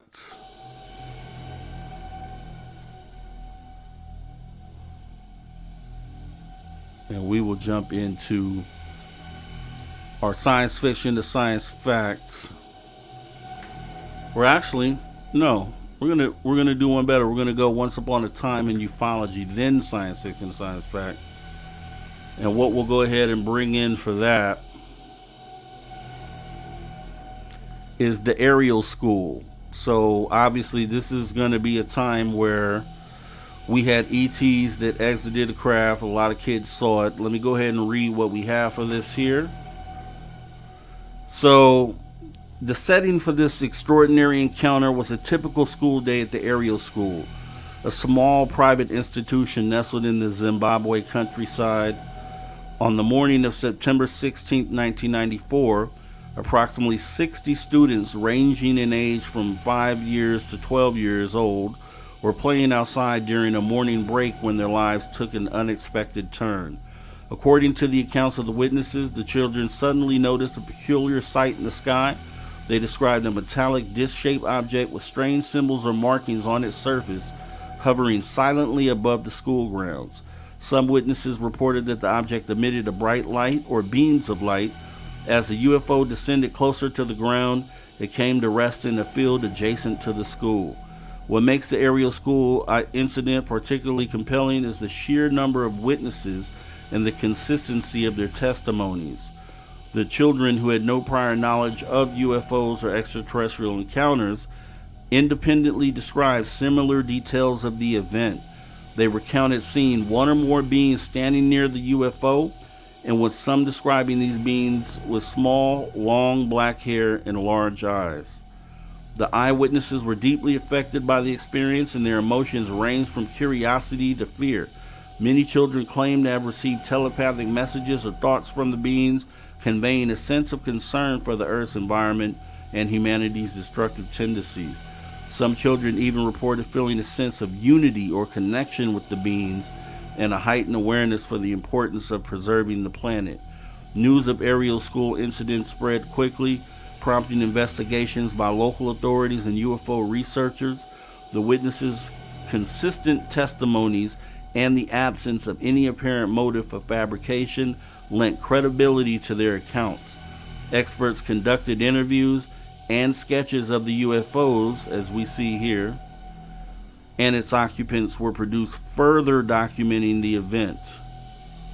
Critics have attempted to explain the aerial school incident as a mass delusion, suggesting that the children may have been influenced by the media or by each other's accounts.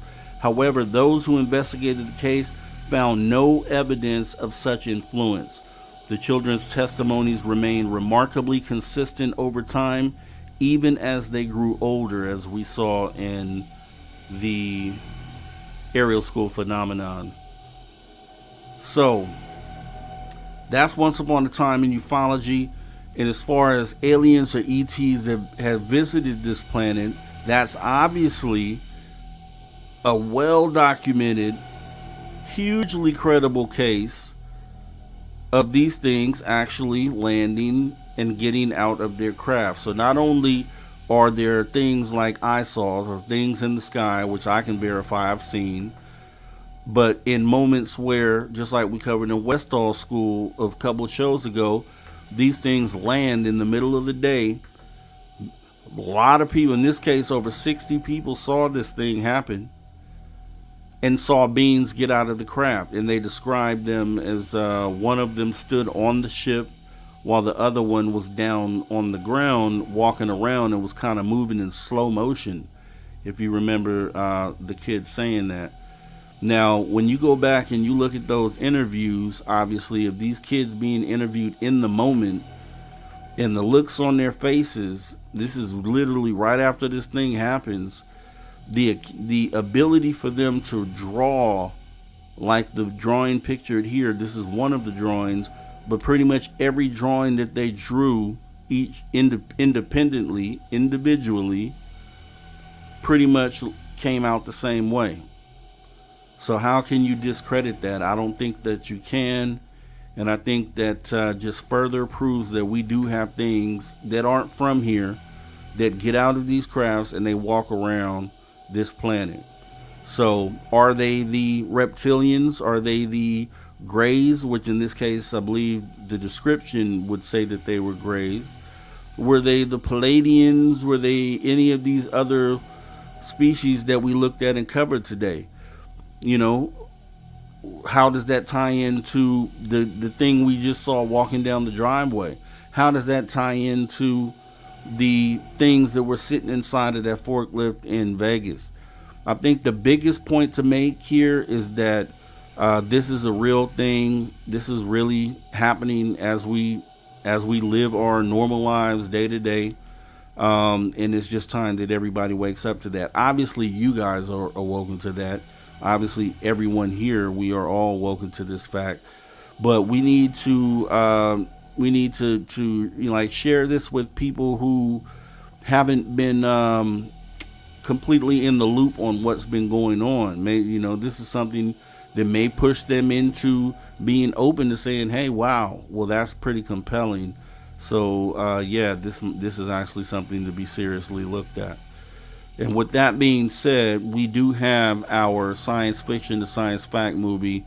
And so we definitely saved that for last. And I've had this one before, but it just ties into the theme of today's show so well. And if you don't have a movie, tonight is Friday night. If you don't already have a movie set for tonight, I believe this movie is still on Netflix. So if you have Netflix, you can go and watch it for free right now. And I guarantee you, like, if you thought The Communion was a great movie, if you thought, any of the other number of UFO movies out there, this particular movie is an ET abduction movie. And I swear this thing will have you sitting on the edge of your seat. And so let's run that science fiction to science fact movie edition. And that movie pick is going to be Dark Skies from 2013. Even if you haven't seen this movie, you need to see it. So even if you have seen it, watch it again now through the new lens. Now that we know that these things walk around this planet, there's these different species out there that they have different reasons for being here. Some malevolent, some benevolent. We know that the Greys, as we talked about earlier, 43% of abductions reported are usually linked to the Greys. This movie here also has the Greys portraying alien abduction, but I think this is the most compelling version of any abduction movie that I've ever seen.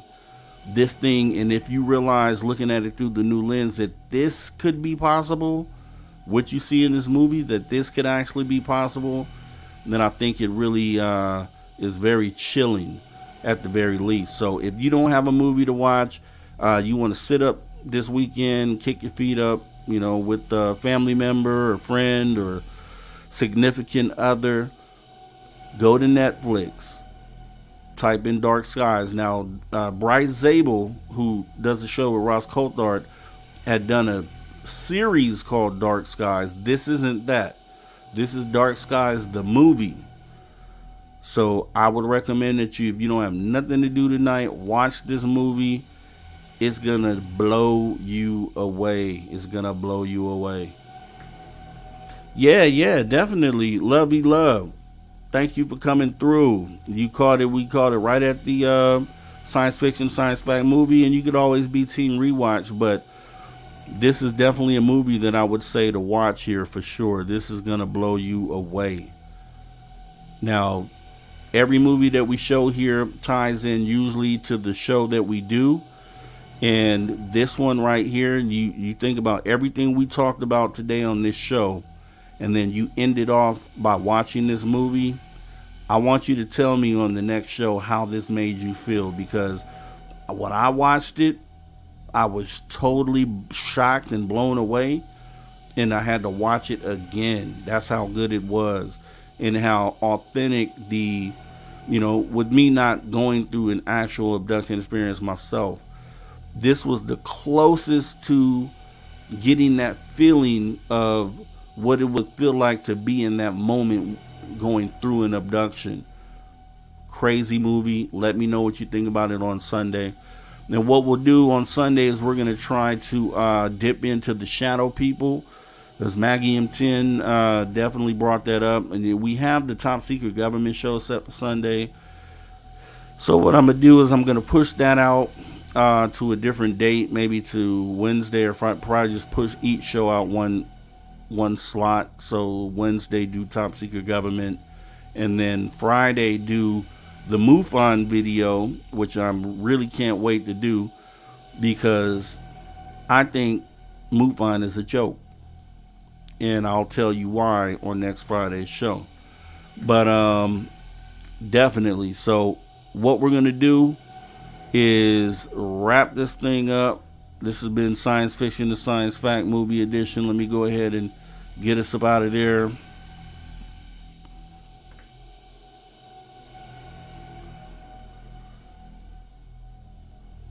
And we can get this going on here. So definitely been a pleasure kicking it with you guys today on Friday night. It's been a great Friday.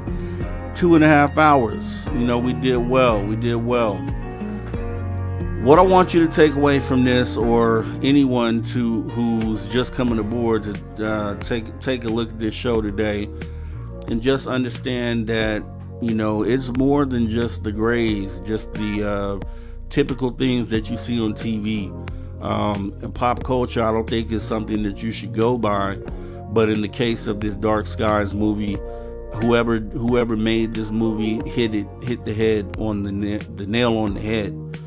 And I think pretty much enveloped exactly what the experience would be to go through or be a part of one of these abduction experiences. So definitely let me know what you thought about it. Once again, we do this show for the positive progression in humanity. The only reason why we get together and do this is for that fact. We touch subjects that we can discuss, and hopefully the outcome is we've taken another step forward towards that positive progression. That's why we do it. Once again, the call-in message line, 856-843-3444 or 856-THE-DIG. Make sure to drop a message, man. Just say hi. You can even call, tell me what you thought about the movie. So watch the movie. Tell me what, call the number. Tell me what you thought about it. Give me some new show ideas. Tell me what you want to talk about. Maggie M10 said, let's do shadow people. I agree. Let's do shadow people. You have any other topics that you want to look at? definitely let me know so we can go ahead and touch those. I want to go ahead and go through the chat here. We got Mike Jones. Appreciate you coming through. Lovey Love, thank you for coming through. Magneticus, thank you for coming through. Derek Galloway, thank you for coming through. Bryson's Folly, thank you for coming through. Maggie M10, thank you for coming through. I know Ruth Cleaver came through, thank you for coming through. Long Island Bigfoot, thank you for coming through. Cashew, thank you for coming through. And I think I got most. Oh, Cryptid Huntress, thank you so much for coming through. We enjoyed your company tonight. And I know there are a few new faces that we had in here.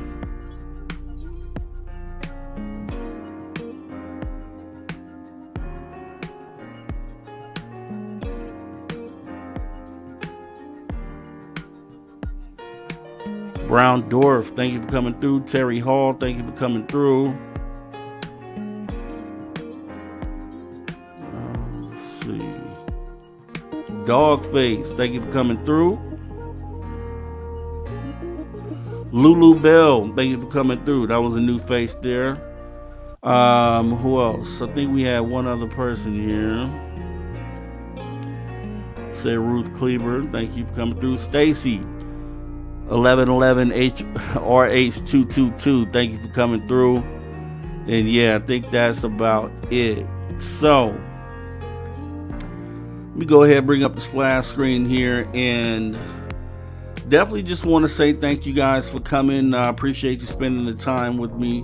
Think long and hard about what we talked about. Go ahead and try to bring somebody in who doesn't normally look at this type of stuff, and let's try to change some minds out there. Let's try to open up some minds, get people to understand that this is a serious thing that we're looking at, that this thing is happening, it's authentic, and we'll see where we go from there. Outside of that, it's been a pleasure with you. I am your host, Mr. Rob G. This is The Social Dig. Want to definitely thank you guys for coming through today. You guys take care. Have a great Friday night. Have a great weekend. And I'll see you on Sunday, 5 p.m. Pacific. Take care.